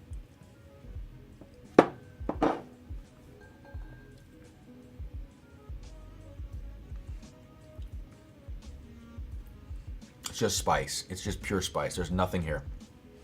So this barrel to me this is not a single barrel. It should not be bottled as a single barrel. This would be a barrel that I would blend. I would use this as the finishing component of a blend. It's so spicy and there's nothing else to it that if you had like 85% of a really great single barrel or another blend that you did that's got a lot of dark richness and you sprinkled this in on top, this could be that like special sauce to kind of really make that thing pop. But this is definitely not single barrel worthy in my opinion. And so that's why I asked not only about like, was this really bottled 3 years ago? What does that mean?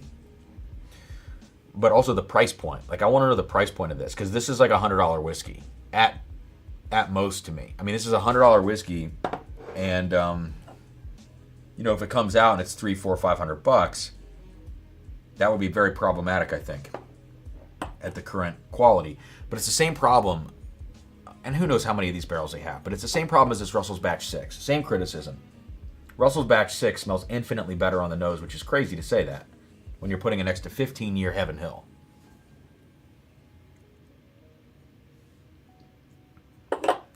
That is an infinitely better whiskey. So you can actually find a whiskey now, like I can find a whiskey now that takes the problem of the Russell's Batch 6 and turns it up to 11 and even outdoes that. And that's this Oakley, which is unfortunate. But again, it's just a single barrel. So it's not an indictment on Oakley. It's just an indictment of this one single barrel and saying that I hope this doesn't get bottled as a single barrel. You know, that's really all it comes down to. Hope it gets blended. Because I think at this point, this many years in the game, the only thing you can do to bring this product back to life is double oak it. Double oak it or blend it. Nothing else is going to fix that. Even double oaking it at this point, what happens when you double oak a 15-year whiskey? I don't know. Not a lot of those on the market, or any. Yeah, Oakley got some of the Barton 18. Yeah. I don't know if they're shopping them around. If they're shopping them around, they definitely didn't shop them to us, which would surprise me, to be honest, because we bought so many of their bottles. But I haven't heard anything from Oakley about that. So if they're actually, if I know Prime did one, and you would probably know about that, Jesse, but if they're actually like shopping those around to groups, that would surprise me.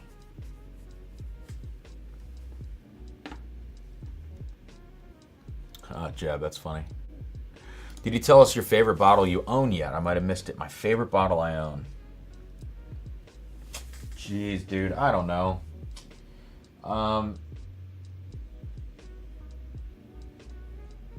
Yeah, I don't want to be like stupid about it, but the first barrel pick we ever did is probably my favorite bottle I own. I haven't touched it in a long time because I don't have very many left. But the first barrel pick we did with River Roots is probably up there. Honest to God, I love the Oakleys. I love the 20-year Oakleys. So while I just kind of was, while this was disappointing, the 20 years were killer. So those are some of my favorite bottles I own for sure. My Elijah Craig Barrel Proof Batch 11, 139.4 proof. I love that bottle so much. And I don't know. I'd have to think if there's like a truly sentimental bottle. Probably the Turkey 17-year bottle in Bond. I used the box of that bottle to propose to my wife. That's a whole other story. Maybe a Scotch. Maybe a Scotch. I don't know. I didn't know for sure if they're the 18-year Barton. I guess that was the case whenever. I think they're the 18 Barton. I feel like I heard that. But who knows? Who knows? They're probably never going to announce a mash bill for that. From Oakley's end. Oh, from Oakley's end is what I'm talking about. What's up, Pink Dan? Playing a charity poker game. That's awesome, dude. Okay, anything else, guys? Anything else you can think of? Samples people have sent in or things you see behind me. I'm looking around. If there's anything that's like glaringly obvious on the front of this sample shelf. Probably just jump off, though. Okay. Let's call it a night. I'll wrap up with, you say the Oakley's only worth 100. What if hypothetically the bottle represents... Joe, Jesus. Oh, the verbiage. No, I haven't gotten the old... So I'm not willing to spend the money for the old Fitz VVS 11. I'm just not willing to spend it. Yeah. $1,000 on secondary is stupid for that bottle. Okay. Have a good night, guys. I was going to wrap up with the final sip, but I don't even know what's what at this point. So I'm just going to say cheers and hope you guys have a good one. Congrats to the giveaway winners. I'm going to get all that stuff packed up tomorrow and get it out to you sometime this weekend. I'll see you guys in the Discord also for the Patreon members. Shameless plug. Join the Patreon. $5 or $10 a month. Jump in the Discord. Hang out with us at all hours of the day and all hours of the night. Good night, guys.